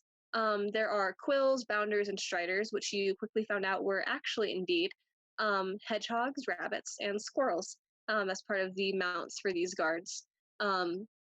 We will open now on the outside of the barn as you are in the grass, which is just a little bit under, like, comes right up to your chin. I will say it's not quite wild enough. They still try to trim it when they can, but it's gotten a little crazy over here near the abandoned portion of the barn. It's like walking through a cornfield, you know. One of these bounders, these rabbits that Ada has, the one who belongs to her personally, is also with you, all saddled up in its gear. And Ayla has found themselves in the saddle as they have volunteered to go first on a little test ride to make sure that they can handle the bounder in the outside world. So, Ayla, will you please make an animal handling check for me? I would love to. That's a 13. A 13, all right. So you hold on tight to the reins of this rabbit. It kind of starts like idly chew on the grass in front of it. The ears, which are folded down so that you can actually see in front of you as you are kind of mounted a little higher up on the shoulders. It, with a lurch, takes off, jumping a good foot into the air as Ada sort of kicks at its hindquarters and shouts, "Go!" And this rabbit just takes off and leaps, and it catches you a little bit off guard. But you have some training dealing with a similar situation, except in the case of wolves. Big wolf. And Good this you point. find is easier to hold on to, considering that last time you were only gripping it by the fur. You actually have a proper whole like seating arrangement going on here. You are taken about 3 times your current height into the air as it just leaps, and everyone kind of like looks up as it kind of directly over your head like blots out the sun for a hot second. And and you hear Ayla distantly kind of like yelling as the rabbit just takes off. And it goes all the way from one end of the barn to the other before it comes back and skids to a stop in front of Boundmaster Ada. Ayla, just a little dizzy. It sort of half ran, and then every couple of steps it would do another very large hop. But for the most part, it was you being just jostled around on this thing, and just kind of like getting off of a roller coaster, head swimming just a little bit. Ada holds out her hand to help you down off of the rabbit. And you see she's got a little bit of a smile on her face, and she goes, "You did very well, surprisingly." They're very, very energetic. They are definitely meant to be if we're going to be taking them into battles. We use them to jump over our quills once the shields have been set up so that we can get through them and no one else can. Who wants to be next? It's fun, Joel? I I'll promise. go. Joel, you mount Well, up onto this rabbit. Let's get it. You side saddle on the rabbit. I was gonna say your side saddle, like holding on with one hand, like all daintily. Yeah. Like we're gonna die.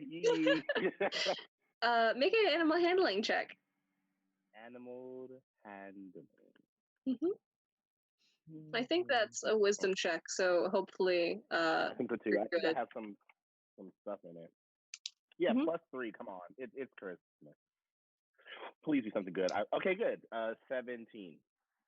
17, very nice. I've been rolling well all day. Watch me get something crazy horrible. You react with a little bit less surprise than excuse me, than Ayla did. Getting just a bit of a warning. Watching them go first.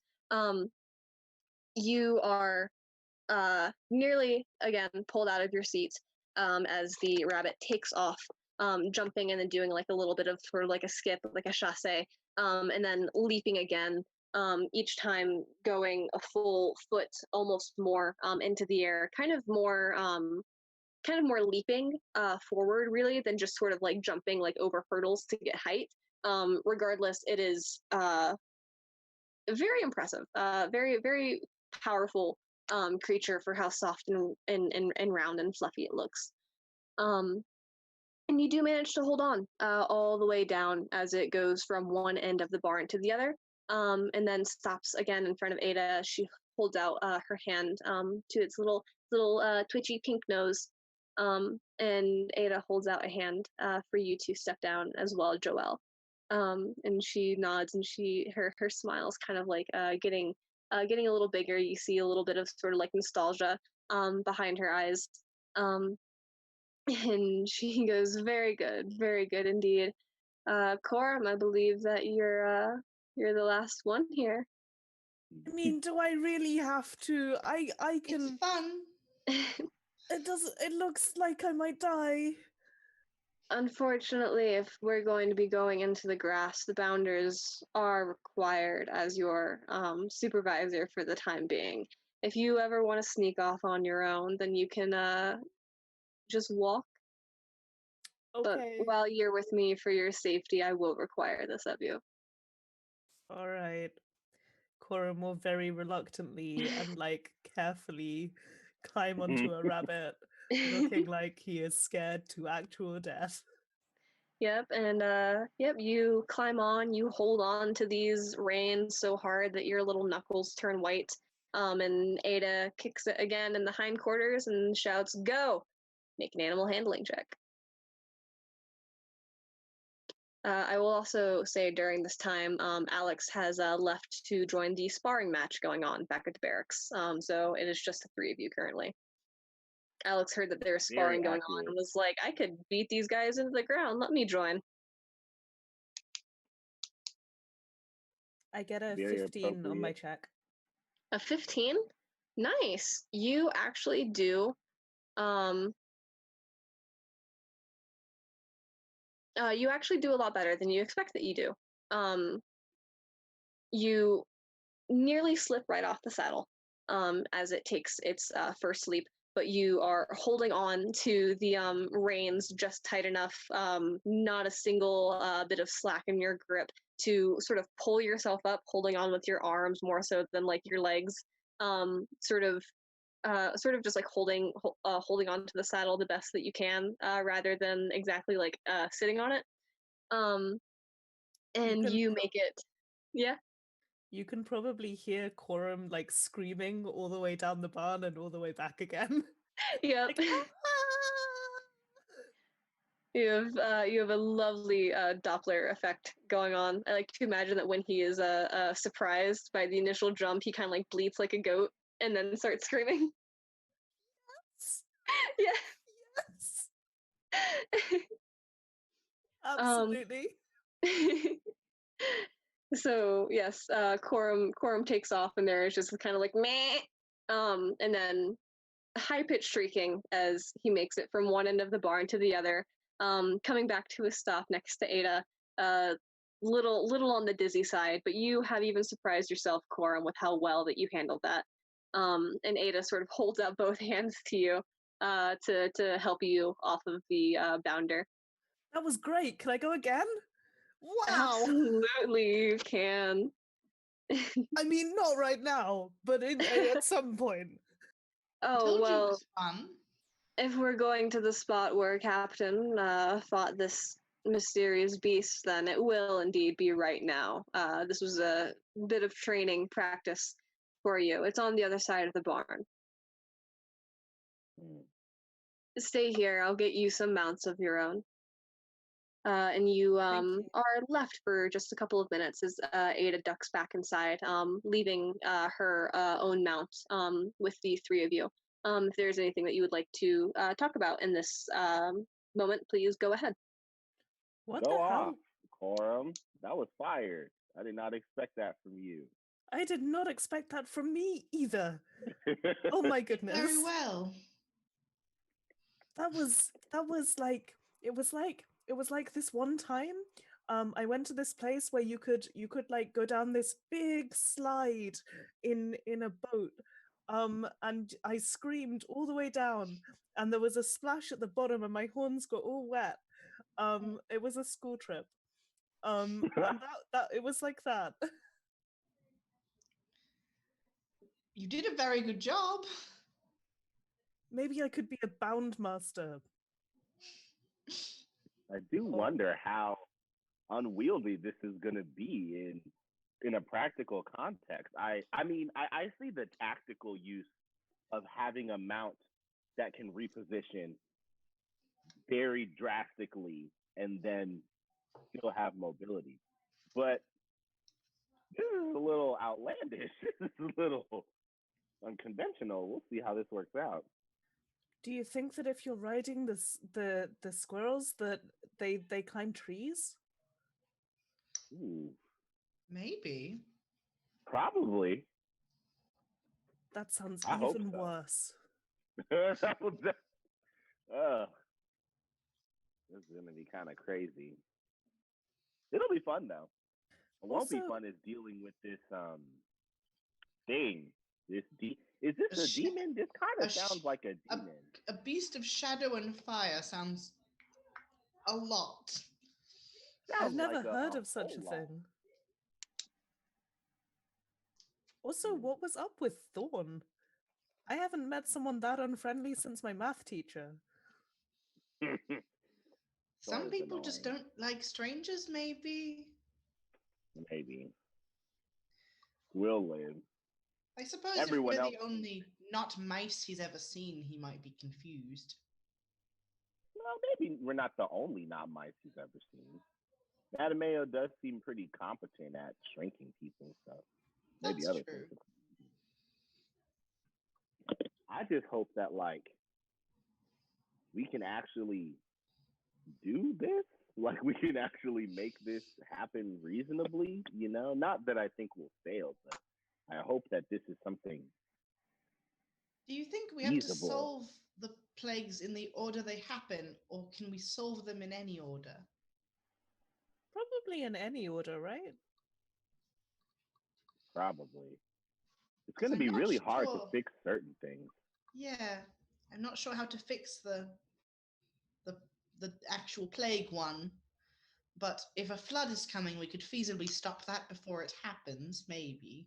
Yeah, we have quite a few different means of even with the water supply, I think, Corm, I'm pretty sure you have proficiency over fire in some aspects. We can literally boil a gigantic pot of water and give them a reservoir of water for days. And I think I heard about you freezing something at the cooking. Yeah. Oh yeah, freezing, heating, generally that can keep the murdering. water I mean, cold. having a good time. Oh. Regular cooking stuff. Regular cooking things. Yeah. In any case, I think we can put our adventuring genius and magical abilities together to at least create sustainable living conditions while we try to figure this out, if we can't figure it out right away. Probably. It is at this point that Ada returns with 3 more rabbits in tow, all of them sort of connected in like a chain on these little ropes tied to each of their bridles that they have. All of them sort of different colors as well, kind of a white with like gray speckles. One of them is sort of brown with like a pale muzzle. The other one is kind of like a cream color with a little bit of like darker banding going around it. I want the cream one. That one's cute. Yeah, and you rush over it. You rush over to it like you're trying to get the best seat on the teacup ride at the the county fair. And as you each approach a different bounder, Ada hands the reins to you before going off to mount her own her own rabbit. And once you are all saddled up on your respective beasts, she turns to look over her shoulder and sort of leans down next to the saddle, where you now notice looks to be like a the shell of like some sort of like nut, and she puts it on her little head like a helmet. And you notice it's got these like very tiny sort of like spikes around it, and it's sort of like green with like a red tint to it. And she inclines towards your saddles as well, where you notice that each of you have a little helmet hanging there, made of the same material. And she goes, safety first. This is going to be a bit of a journey. Excuse me, ma'am. It's just, I don't think it'll fit over my horns. You're right. I mean, I could blast a couple of holes in it, but that might defeat the purpose. If you think that you can put holes or notches in it without shattering it entirely, I'll trust you with it. We've got more. Quorum is not totally confident in his ability to do that. I could probably cut them in there for you. Yes, thank you, Ayla. Oh, yeah, I was gonna try and like screw them on my corns, and it would have been very awkward. You have an infinite supply of knives. That's much better, please. I do. Infinite supply of knives. Ada squints. Yeah. Yeah. So there's not enough background to this.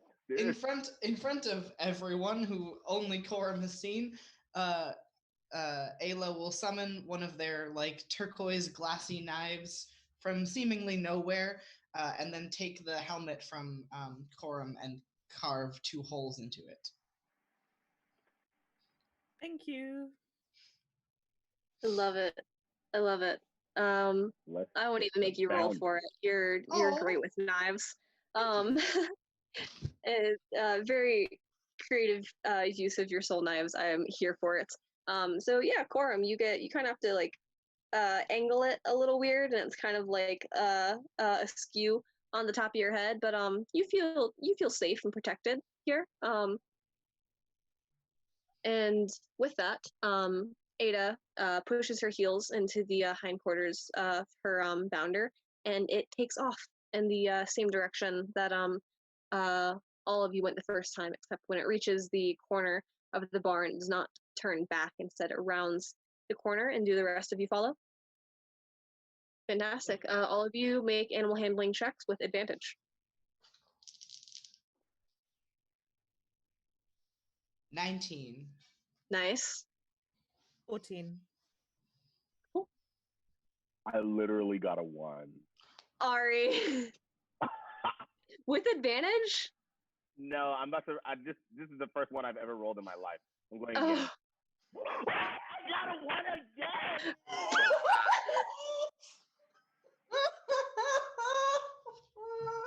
No.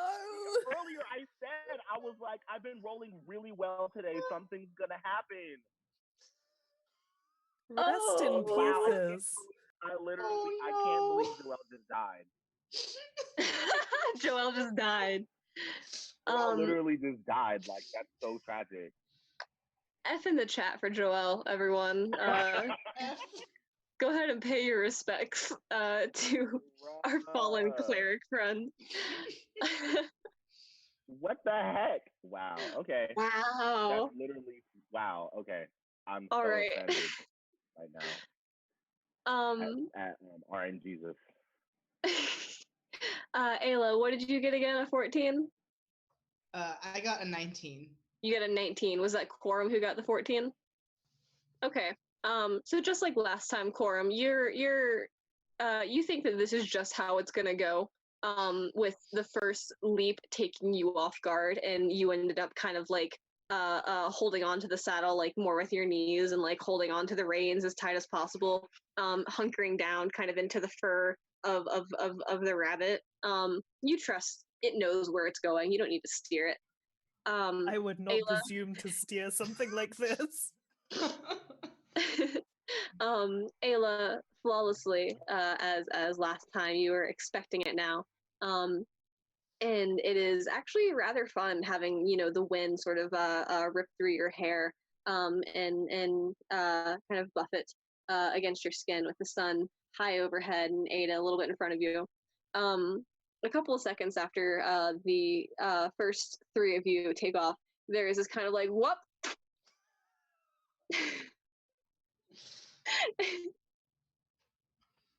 And then there's the sound of Joel's rabbit continuing, and he is still yelling, and the sound of him yelling is keeping pace with you as you go.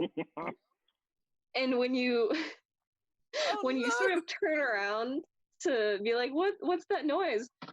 You see Joel is holding on with one hand to the reins, and one of his feet is stuck in the stirrup of his saddle, and he's sort of just hanging off the side of his bounder, dangerously close to the ground each time it lands, just sort of getting flung ragdoll style each time it jumps.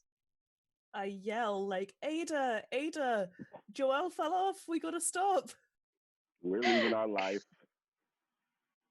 Ada holds tight to the reins and pulls them back, and her bounder comes to a screeching halt. She whips around. The other 3 also come to a halt, following their leader. Joel, make a dexterity saving throw. As you are flung from your suddenly stopping mount.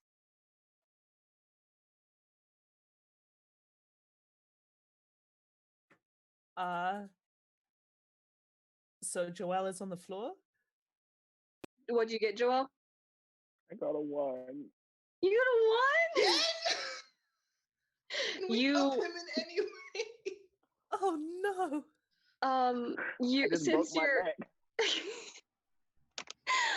Since you're all mounted, there is not enough time to dismount and try to catch your what the heck? your friend.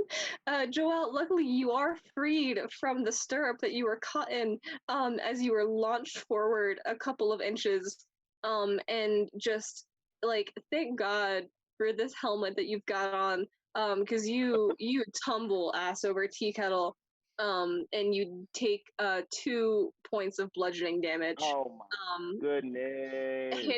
Hitting the ground at a solid Mach 5. Oh my goodness!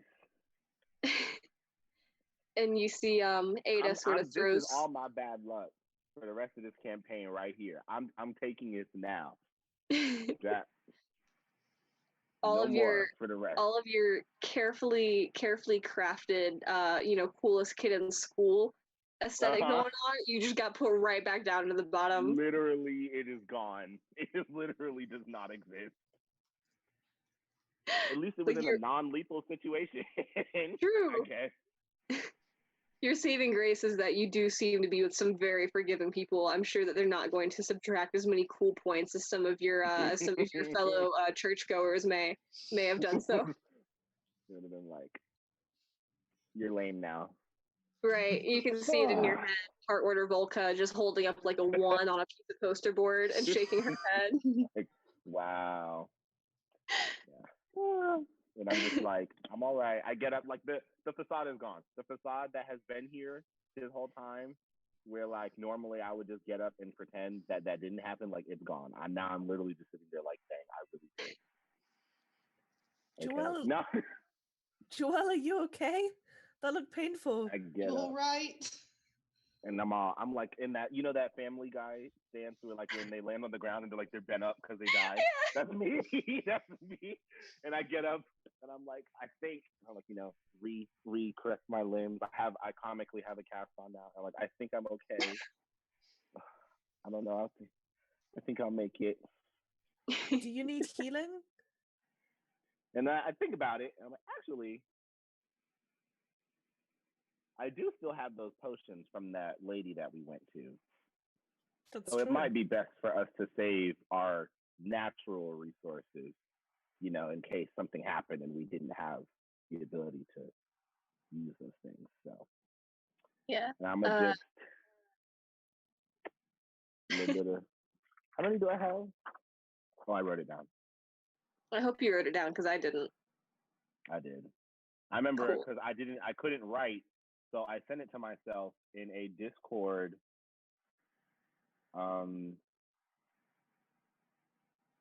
DM with a bot.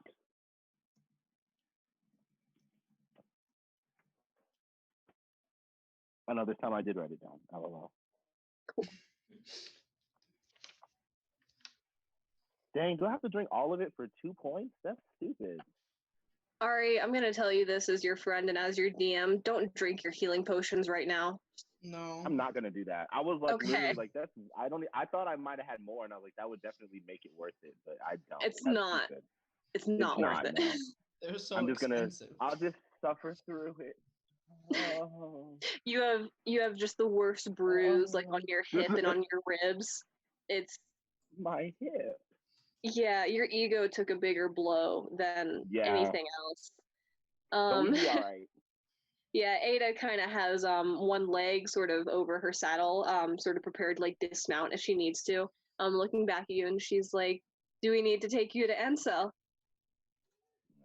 And I get up and I get back on the rabbit kind of slow. And I'm like, no, I think I'll be okay. And this time I'm not side saddle. I'm sitting like a normal human, like a normal person. I'm like, I think I'll be okay. You have to kind of like pull your robes up all the way, so like your legs you're showing off your legs. Oh no, I gird up my loins. I just read about how to do that. Okay. So I do that. Nice. And not try to look like a priest, look like someone who's actually, being an adventurer. Yeah, one of my favorite pastimes is turning all of my long skirts into shorts in case I need to run away from the impending apocalypse in a ball gown. Very good skill to have. Being able to do that, yes, very good skill to have. So you guys continue on, Corum and Ayla, flawlessly as ever. Joelle, I do need you to make another animal handling check, this time a straight roll. I'm literally gonna fight. One. Okay. It's still garbage, but it's a 7. Okay. Just still bad, but it's not literally death. You manage to hold on. At one point, as you round the barn to the complete other side of where the wall that holds the shaw is into, at some point you just come out of your saddle entirely, and you're just kind of like holding on to the to your bounder. The reins are kind of like the only thing that you really have to grip on, and even then you kind of like your hands are very sweaty and you slip off of of the soft leather. You just kind of have to like bury your fists into like the actual fur of this rabbit. But you manage somewhat. It's more uncomfortable than you would have liked it to be.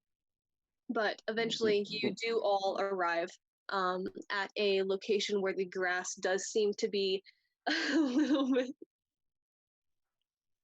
Oh, Marin. Just a little bit flatter in this area, and a little bit yellowed and brown, as though it had sort of like died in this one very specific patch right here. And there's no trail or anything. It's kind of like it's just kind of this one single round patch of grass. It's not burnt. It's not demolished. It's just sort of flattened out and dying. And Ada pulls her rabbit to a halt at the edge of it. You see it's maybe a foot or so across, in a very rough sort of circle oval shape. She stops at the edge of it, and even the mount itself doesn't really seem willing to cross over the threshold, so to say, of where the dried out grass sort of begins. And she's got this kind of somber look on her little mousy face as she looks down at it, and as the rest of you approach and sort of skid to a halt in kind of like a half circle around this little clearing, she looks over and she goes, "Feel free to inspect it as much as you want.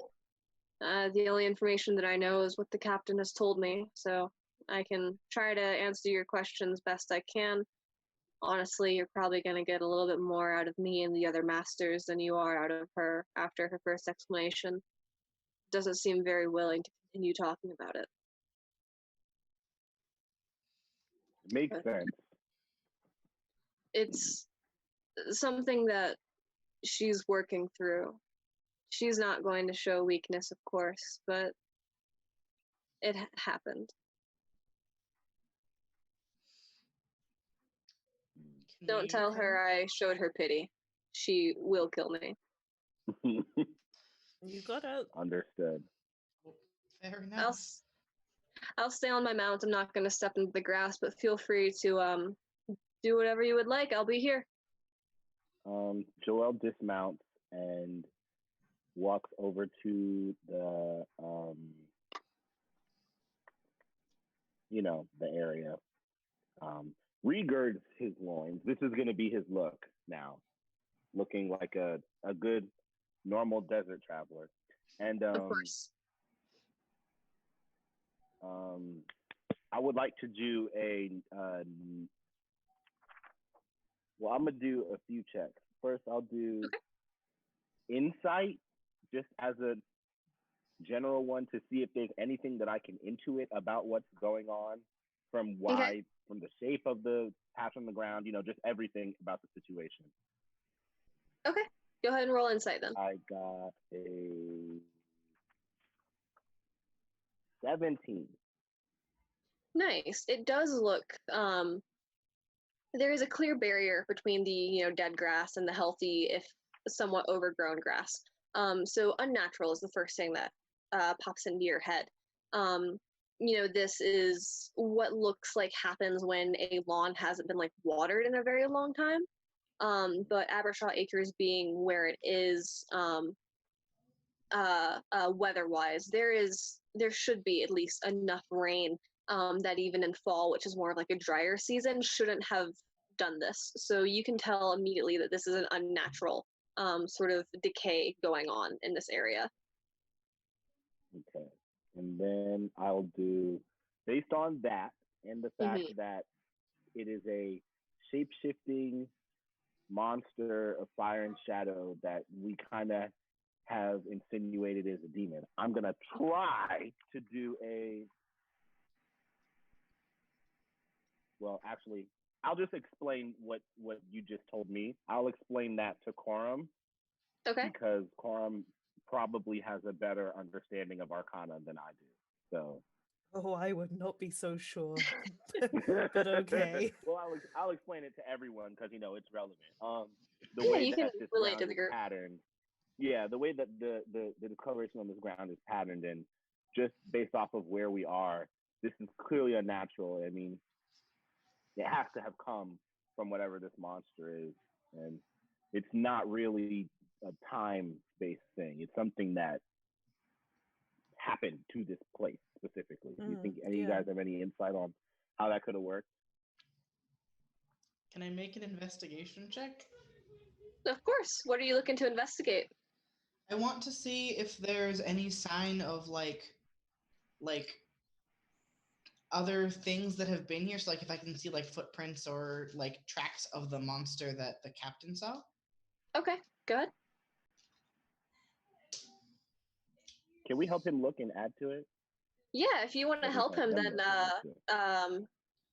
Ayla can roll with advantage. Okay, I shall assist. That is a 23. Wow. Fantastic. You go and begin searching sort of in this grass.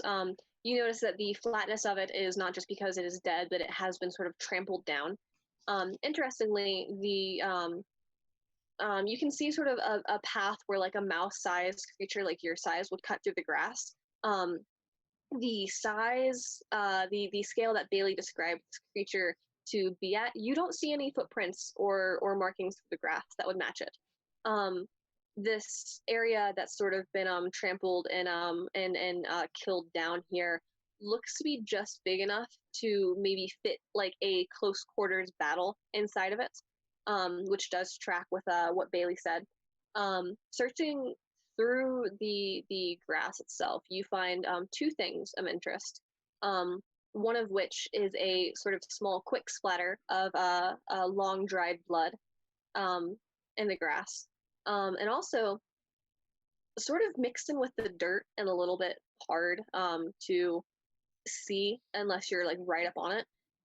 You think that there is ash mixed into this dirt, but there is nothing in this area that is clearly burnt. But you see ash and like a bit of cinder as well. I'm going to relay all of that information to the others and ask Coram if he wants to come and look at the ash, because Coram knows more about fire than I do. That's true. Coram, this is a lot of knowledge being placed onto you.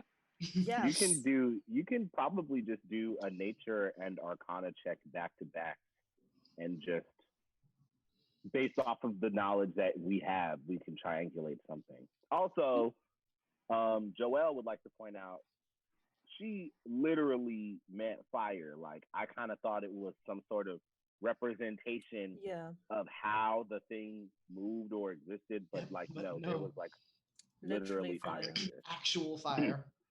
I don't know if either of you have met sorcerers before, but ironically, we are not super smart, as you may have been able to tell already.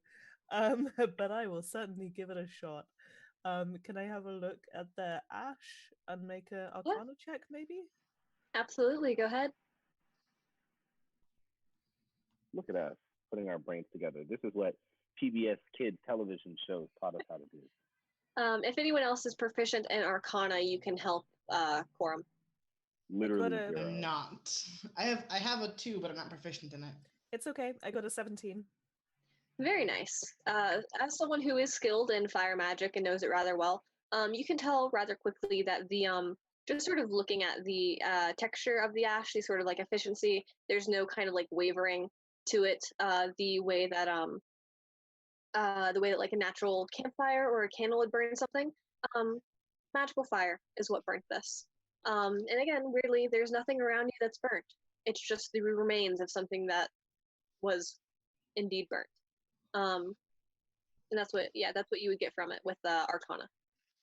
So whatever did this, whatever this creature is, it can cast. Or it has a magical, natural ability, like a dragon, you know? They breathe fire. That's not casting a spell, they just do it. Although, if this is a dragon, it would be the smallest dragon I've ever heard of. Not Bailey impossible. did say it could change shape. So, I mean, yeah, it Size. definitely would be the smallest dragon ever, but with stipulations, I suppose. Yes. And also, I don't understand where the ash has come from. If I mean, ash is the remnant of the thing you set on fire, right? I'm used to leaving ash all over the place, but in this case, there's nothing that has been burned particularly. It's like, I don't know, the creature disappeared literally in a puff of smoke, including ash. Ash and also some cinders. There are some larger, burnt chunks of something. Can I look at the burnt chunks to see if I can figure out what they are? Yeah, you can make a nature check if you would like to. And let's all do nature checks actually on that one. Okay. Yeah, all three of you go ahead and roll. And you know what? You're helping each other. Everyone roll with advantage. I'll give it to you. Oh, thank you. I get a Okay, 19. 7 again this time. You got a 7, Ari? Let me do that one more time. Okay, yeah, it's a 7. Bruh. That's okay. I got an 11. I'm on a 19 here. All right. So we should have started quorum from the beginning. Indeed, Corum, you are the only one who gets this. It is plant matter in your hand, and it looks to be it's about the same size around as like a baseball bat in your little hands. It definitely looks. Sorry. To Yeah. me, in my tiny hand, it's like a baseball bat, or like it would be a full-size baseball bat. In your tiny hands, if you had like a baseball bat that was like to your scale, so I guess like what 3 inches in diameter, or so, which would be even smaller Probably. because you guys are tiny. But yeah, it's little in your hands. Little. Like matches? Is this matches? The same thickness as a match, but not a match. It's the stem of a plant. And you can tell, I'll say, you can kind of like break it open and see some of like the insides that were kind of protected a little bit. When things that are wet and alive burn, it tends to be kind of like the outside that chars. And while this was thoroughly cooked enough that the inside is not as well preserved as you would have hoped it would be, you do see sort of like the stringiness of the core of a plant. And I'll say that you can imagine that this was something that had like flowers to it. Hey, Joelle, have you ever seen anything like this? It looks a little too damaged to tell exactly what it is, but I can definitely tell that something isn't right here because there's no flowering plants in this immediate vicinity either. So There are. It doesn't seem to have any. Let me see. Do I have something that can help me detect the magical properties of this? I don't think so. I don't think I'm high enough level to see. If you 'Cause have I the can spell detect magic. Yeah, I'm about to say I think that works, but I don't know if I have that. Hey, Ayla. Ayla, Yes. you remember all of those like bad ingredients from the cooking contest? Mm-hmm. Were any of them like flowers? Do you remember? I don't think they were. I don't think so. I think they were all pieces of monsters. Okay. So no flowers. I mean, there were a bunch of flowers in the like spice shop we went to, but I didn't stop to ask about them. I mean, when me and Joelle went, the only one that seemed fire related was the mushrooms, right? And I have some right here, and this is not that. Exactly. Maybe what about the maybe we could bring them back to the seer. She has lots of plants in her house. She might know what they are. She is the apothecary. Good idea. But before we leave, I do think we should investigate that trail that you mentioned that was the size of a mouse-shaped individual. Especially, I believe, because this creature appeared to be able to change shape, as Bailey said, for the situation or for whatever it needed to be, which in making its escape, if it's intelligent enough, would definitely include not looking like a monster when it left. So Don't forget, equally, whatever this is, the changing shape could just be an illusion. I've seen mages who can make great spectacles appear in the air, but when you touch them with your hand, they aren't really there. that's important too. In that case, let's see if we can create. First of all, before we go any further, Joelle opens one of the jars that has the claymore mushrooms in it so that it can become a actual bomb in, what was it, a day? Yes, 24 hours. Yes. So he starts that now because Okay. clearly at some point in the near future, this is going to become a problem. Oh, one of the jars has 5 charges in it, right? Yes. Or 5. I think it might have been. So just I one. think it might have been 4. I don't actually It remember. actually might have been 3. It might have been 3 jars with 5 in it, or 5 jars that have 3 in it. So let me look. Okay. But anyway, yeah, opens one of them. Doesn't matter. I'll find out later. And we want to. If we don't know it now, we'll check the VOD and Yeah. confirm. So there is currently an that's a ambiguous really number big of mushrooms in Joelle's. It could be. Well, wait, 3 or 5. No, it would be 15 either way. But yeah, that the change is how much is open right now. Yes. So you can indeed. Do you want to empty out like a whole jar, or just take, I'll say, like 3 individual mushrooms to set up and prepare, or do you want all of them? I'm just gonna do 1 jar.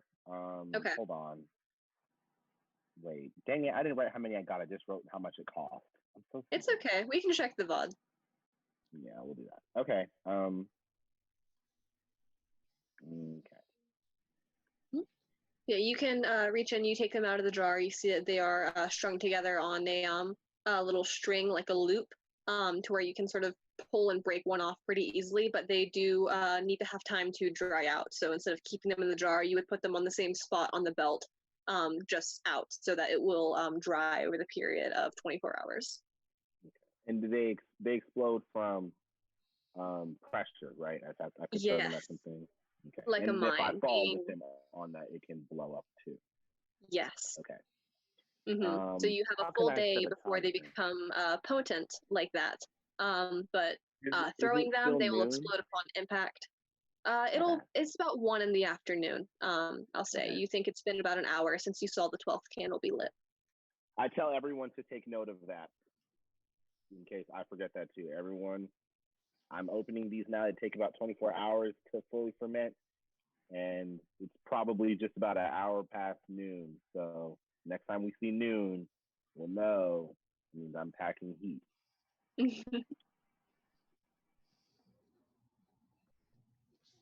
And the other thing, I can't make the tincture yet. Dang, I should have made that invisible tincture while we were back there before. Maybe Dawn can help us make it faster. The thing that you have is only 1 element of the ingredient that you need for a tincture of invisibility like that. Tincture of invisibility? Well, yeah, it's one of the rarer ones indeed. So everything else you need is a little bit more like common, but that's the rarer and like more expensive one that you need to buy from a shop rather than being able to like go and forage yourself. Okay, that makes sense. Mm-hmm. I'll put some time into that when we reconvene after this. Okay. But for now, how are we feeling about going down this mysterious mouse-shaped path? I do need to tell you guys that the mysterious mouse-shaped track in the grass is just heading back into the barn. You imagine it's Bailey returning. Oh. I didn't mean to make that so suspicious. It's makes sense though. There's no other traces. I hate this place. Oh my gosh, I literally just finished drinking that same kind of Gatorade. What the heck? It's the only good Gatorade. No, it really is.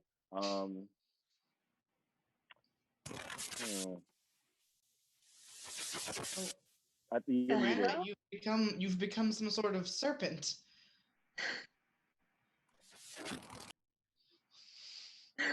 Oh, wait. Miranda, oh no. No. It sounds like you're dragging paper over your microphone. The technology is rising up. Oh no.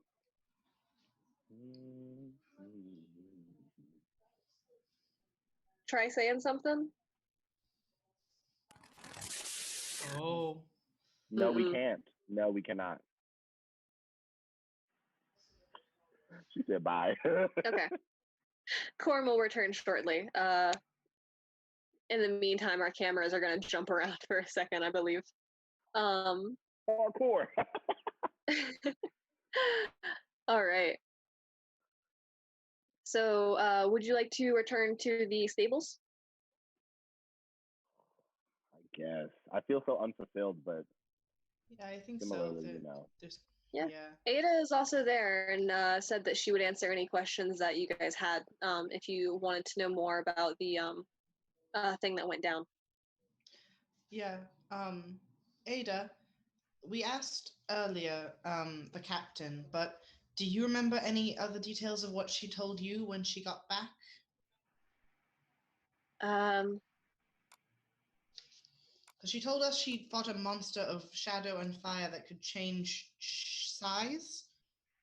Size, yeah, not so much shape. She said that it stayed a four-legged quadrupedal creature, a beast. She said it looked like a cheap imitation of what we look like, except it couldn't stand on hind legs. It was elongated in unnatural ways. She said that it was somehow intangible whenever she tried to attack it with her sword or whenever her mount tried to claw or bite at it. It didn't seem to feel pain or take damage. Wait a minute. Time out. Can we hear you, Miranda? Miranda? Yeah. Mic check. Yeah. Yeah. Mic check 1, 2. Sorry. Did you hear that? No. But that's okay. Mm-hmm. Sorry, I have no idea what happened there. The monster thing is intangible. Mm-hmm. Oh, okay. So Yeah. Corum might have been a little bit more on the money than we thought. Like an illusion. Mm-hmm. They said it is. Ada said that Bailey said it didn't appear to take damage either. It is an interesting detail that the monster was intangible enough to not be thoroughly hit by Bailey, but it did manage to, in her words, rip her tail off, which would have taken some considerable amount of strength. So there was something there, but not necessarily what Bailey was seeing. Yes, correct. Okay. We might be looking at a caster here. Or it might be something that can't be hit physically, that has to be hit magically. Yes, if Bailey's weapon is not magical, she may not have been able to hurt it. The only magic that we have here is what the Arcanist can do, and then what our priests can do, and that's a little bit more divine than anything else, is what I'm told. It's few and far between. One more thing that Bailey mentioned that I kind of passed off as her maybe imagining things might be something important for you guys. It didn't look like it, but she said it in some ways felt like water. It felt like water? A liquid, she said. Like water, but thick. Interesting. Okay. Very interesting. And when it hit her, it was solid. When she tried to hit it, it went through it not like air, but like water. Okay. Some kind of elemental or something? I am stumped.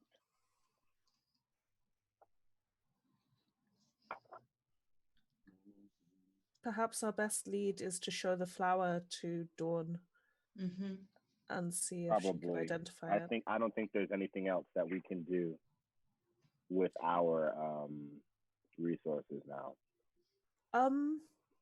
Is Ada here? That's Ada what we're is right there. Yeah, she's the one answering your questions. Ada, do any of your mounted guard, can any of them fly or get like high up? Our striders can. You'd have to talk to Dimitri about that. I just wondered if we could get a look at where we're standing from above. Maybe there's some kind of pattern or signature in the burning. Yeah, if you want to get up to the top of the barn, I can introduce you. That would be great. Thank you. No problem. Yeah, we'll have plenty of striders available for you guys. They're easier to ride than the bounders are, so I don't imagine that you guys will have nearly as much trouble. She kind of looks at you, Joelle. Wait, I have to learn another thing? Oh no. It's like the bounders without the jumping. Oh, okay, that's fine. Let's go back inside. You guys can hang out in the stables and get to know our striders a little bit, and I'll go get Dimitri for you guys. Wonderful. You guys mount back onto your animals. You go back following in Ada's footsteps until you find the little door again, which leads back into the barn, which from the outside is very, very discreetly sealed. It's just a single plank of wood that kind of opens up, and it's got like a little rock in front of it that prevents it from, being blown open by just like a strong wind. And so you guys step and back into the stables. Your bounders are returned to their correct pens, and as you sort of follow Ada a little bit more towards the front door of the stables, you are left with the striders, which are closer to the front door. Striders, of course, being the 5 squirrels that are pinned up. Each of them sort of eating seeds. Each of them a different combination of reddish brown or sort of gray brown with like a white underbelly. And Ada nods as she leaves, promising to be back soon. And once again, you have a little bit of time to yourselves. I think that this time, not it completely unrelated to the fact that I nearly died. I should take the plant specimen that you found to Dawn. She and I kind of have the same areas of expertise, so Joelle, if you want to ask her out on a date, that's your own business. So we probably could just get a little bit of information while you guys investigate. Right. Also, so I don't have to, risk my life. Die? I would really rather not do that. Fall off the roof? Off the roof would. Yeah, I feel like, the roof is kind of like, the number one worst spot to have another freak accident happen because, like, I'll die. So. Okay. That's fair. Well, me and Ayla are good at rooftops, right, Ayla? I spend I think both of a you. lot of time on rooftops, it seems. An expert. So, Joel will take out the empty jar that the old claymore mushrooms were in, and put that, if you let him, put the plant specimen in that jar so that he doesn't have to carry it around. And also, another reason is because if we go out riding and then we drop that, we have to go get another one. So just it would kind of save time for us to just split up and handle all these things in each of our areas of expertise. Is there anything in particular that you want me to ask her, or just go over what and they see what are? we can do? Yeah, some basics if she knows what they are, or where they could be sourced. Okay. Also, could you ask her where the water comes from? Like, is it a stream or do they collect it? Like, is it rainwater? Maybe then we could try and find the source of the bad water if it's some excellent question. Where origin? The party splits once again. Sorry. Yeah. Okay. I think that's it. I think that's all I need to know. Okay. Well, I'll do that. I'll wait for Ada though, out of respect. But Okay. I'll see y'all. Yeah, it's not too long before not it's not Ada who returns, but is a little gray and white banded mouse, a little bit shorter, just a tiny bit shorter than Ada is, kind of more on eye level with the rest of you, and you see even under the sort of like long, similarly curly fur to the way that Selanawe was, in the sense that he is a Rex mouse. You see a big old smile on his little mousy face, and he goes, hey, you guys must be the adventurers that I've heard so much about. Which one of you's Corum? Which one's Ayla? Which one's Joel? You're Joel. I was told you were the pretty one. Yeah, that's my defining characteristic for today. Mm-hmm. Yes. Joel is very pretty. You're right. It comes through even with the thing over your face. And he's starting to feel himself a little more. And then, I think it enhances the mystique. I read that in a book once, that it enhances mystique. It's the mystery. It's real. It's real, like, alluring, And it's definitely intentional. His face is beautiful under there, but because we can't see it, we just get to imagine the most beautiful face we can. Exactly. I think you would get along really well with Sari. She's the current apprentice over at the church. I think you guys would make great friends. Maybe I'll talk to her afterwards. Speaking of, I appreciate you coming to potentially teach me how to ride these wonderful and not at all lethal creatures, but I'm going to depart from this group for a moment and go see if I can collect other information to assist you guys. But I do a little bow to him, like, thanks. I'm a dip. And yeah, I'm gonna head out. So you probably follow them first. All right. Yeah, he turns to the rest of you, gives another little sort of half bow of a greeting. He goes, you can call me Stride Master Dimitri. Great to meet you guys. I'm super excited about the prospect of our town actually being saved. I think I'm the only one who's optimistic about y'all being here. Dawn seems pretty happy. Yeah, Dawn she's something. I liked her dress. I appreciate your optimism. Mm-hmm. Yeah, she's real pretty. Anyway, Striders are right over here. We've got one of them for each of the guards. We don't tend to name them because they're just Striders, so they don't need names. They tend to go after whoever is the main rider for them. Sometimes we assign them, sometimes it's just whatever you can get to the fastest.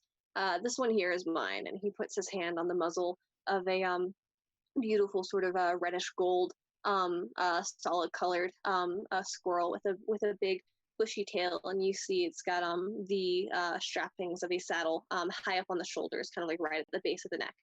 And he goes, "Any of you guys good with a bow? Huh?" I'm okay. I have a crossbow. I'm fair with a bow. Yeah, if you're interested at all in helping out the guard in case of some sort of attack, these striders are what the archers use so that we can get the most amount of range. Yeah, if you'll just go ahead and follow me. Ada told me that you had some luck with our bounders. So you can just go right ahead. He picks out 3 of the squirrels, leads you once again outside, puts the saddles on them, and sort of climbs up as the squirrel flops down onto its onto all 4s so that he can get on top of it. Once he's in the saddle, he sits up as well as the squirrel, and he is a good now like another like 5, actually more closer to like 9 or 10 inches above your head here. Squirrels, when they're standing all the way up, they're about twice your height. And he makes a signal to the other 2, who also sort of get down so that you can climb on top of them. He's like, "We're going to be going right up the wall, so hold on tight. Our striders aren't going to fall, but if you do, we're pretty far away from Ansel. That's fair. Okay, hold on tight. Got it. Hold on tight. You ready? Yes. Certainly. All right. I climb on carefully. I hop on excitedly. 3, 2, 1, let's go. Make animal handling checks. I get a 17. Nice. 21. Also very nice. You are taken vertically up this wall, which is a little bit jarring. It's like climbing a ladder in like second-handedly. So it's very interesting, and there's a couple of little like footholds in the rough wood that the striders sort of like jump back and forth to as they scale up all the way to the roof. And both of you do a very good job of holding on. You learned your lesson from the Bounders. You hold on to the reins tight, and whatever the saddle does is just what it's going to do. Just forget about that thing. You don't need to sit anywhere. It's all right. But flawlessly, you do make it up onto the roof of the barn, which, as it is, kind of a story and a half, and then look like a little attic. So it's more like one story and then 2 half stories, rather than like actually being like 2 full stories. You are a good 30 feet into the air at the apex of this roof.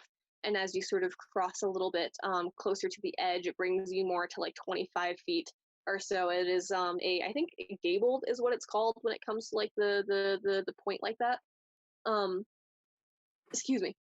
But yeah, you peer over the edge of the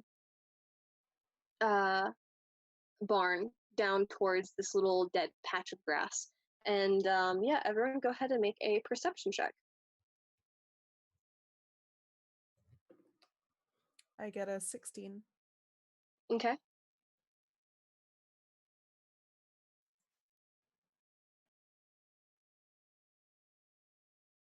Ayla? You're Sorry, muted. I was muted. 20 not natural. 20 not natural. All right. Ayla, you can see Cormac kind of slips past you just a little bit. Real quick, Ayla, what is your Arcana modifier?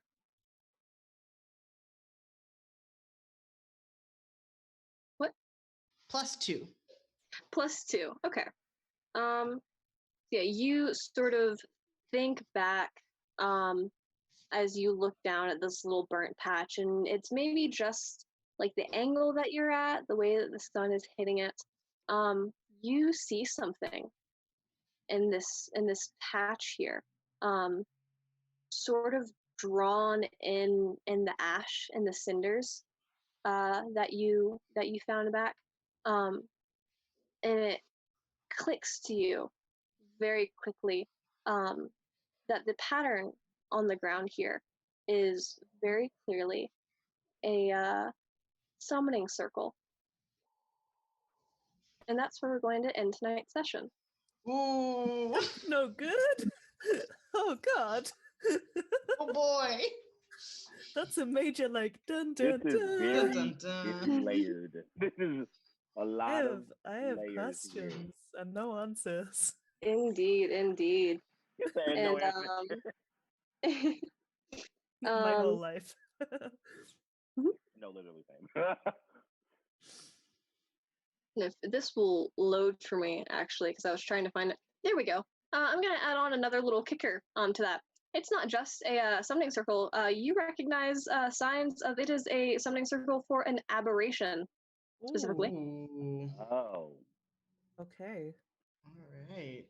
Thank you guys Okay. so much for joining us today for Mousecapades. I am Joe, your humble DM. I go by they, them pronouns. You can find me at Sleepless Seymour on Twitter with only 2 S's in the middle. The cat in charge, pretty much anywhere else. I am most active on either Twitter or TikTok, surprisingly enough. I cosplay, in theory. It's been a minute. I'm also a writer. I actually currently have, I think I posted about it. I have $1 Drabble commissions open. So if you want 100 words written about literally whatever, hit me up and I'll do it for you for a single dollar. support small business owners. All right, and we're going to go ahead to our players. Rue, if you would please introduce yourself, tell us where we can find you and what you do. I'm Rue. I use he, him, or they, them pronouns. You can find me on Twitter as @IlanaKnight13, and everywhere else as just Ilana Knight. I had to add the 13 because at the age of 12, I made a Twitter and forgot how to log into it.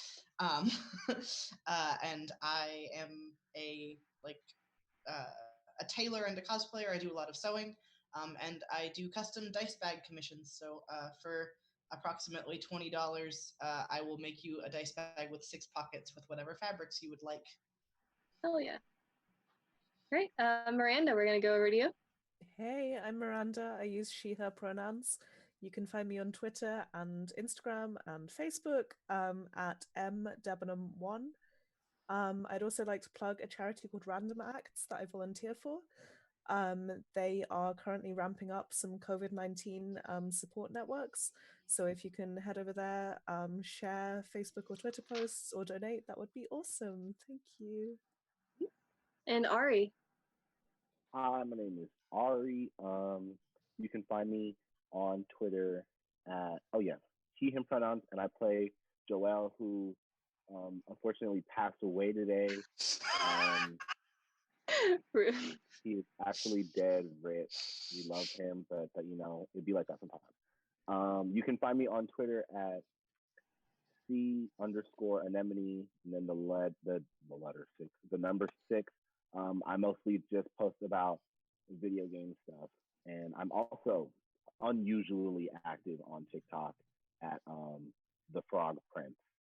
And I don't cosplay yet because I'm fake, but I will. I love social justice and civil rights activism as much as you can do that in 2020, and that's pretty much just what I am and what I stand for, and you'll see that in everything that I am. So catch up. Great, and sorry, was that it? No, that's it. Okay. And our lovely fourth member who was unfortunately ill today and could not make it to the session, Ivy, who goes by they or she pronouns, plays our lovely wood elf monk, Alex, who had a grand time today fighting with the mouse military here in Ashal, beating them senseless. You can find Ivy at paladin_lesbian, I believe, on Twitter. And they're incredible and relatable, and you should also go and follow and support them. The last shout outs that I have to make are, again, to Doctors Without Borders. If you are one of the people who are affected by the COVID-19 going around, the quarantines, the social distancing that we have to keep up to, Doctors Without Borders is a wonderful nonprofit organization who helps to sort of just assist in times like these. And if you can make any sort of donation or contribution to them, that would be exceptionally helpful for both the physical well-being as well as supportive thoughts and assuagences for everybody. At Holly Hemlock on Twitter, I need to shout out for doing our wonderful art, our NPC portraits that you see, our character portraits that you see on our layout. You will be seeing more of her art as this game goes on. She is a lovely artist. I believe that she has her commissions open. Her commissions are super cheap, so tip her very well because she undercharges way too much. Holly, this is a call out for you. And a lovely art style as well. My second shout out that I need to make is for @MyBigMood on Twitter, who I think actually has an S at the end of his Twitter handle now because his original account went through the usual Twitter fuckery that we are all known and hate. Ambrose made our layout that you see. It is beautiful. It is incredible. Our one that you see right now, the one for starting soon, the one for Be Right Back. Excellent graphic designer. Please go and support him with everything that he does. And then, of course, we have Nova, GIF Nova Gaming on Twitter, who is our producer, and we could not do this without her. Thank you guys so much. We will be seeing you on April 3rd for episode 3 of Mousecapades. I hope to see you guys in the future. This is a grand old time that we're having here, and we're going to go ahead and end because we're over time because I'm too excited and I talk too much. Bye, guys. Good night. Have a wonderful evening. Take care of yourselves. Love each other. Good night.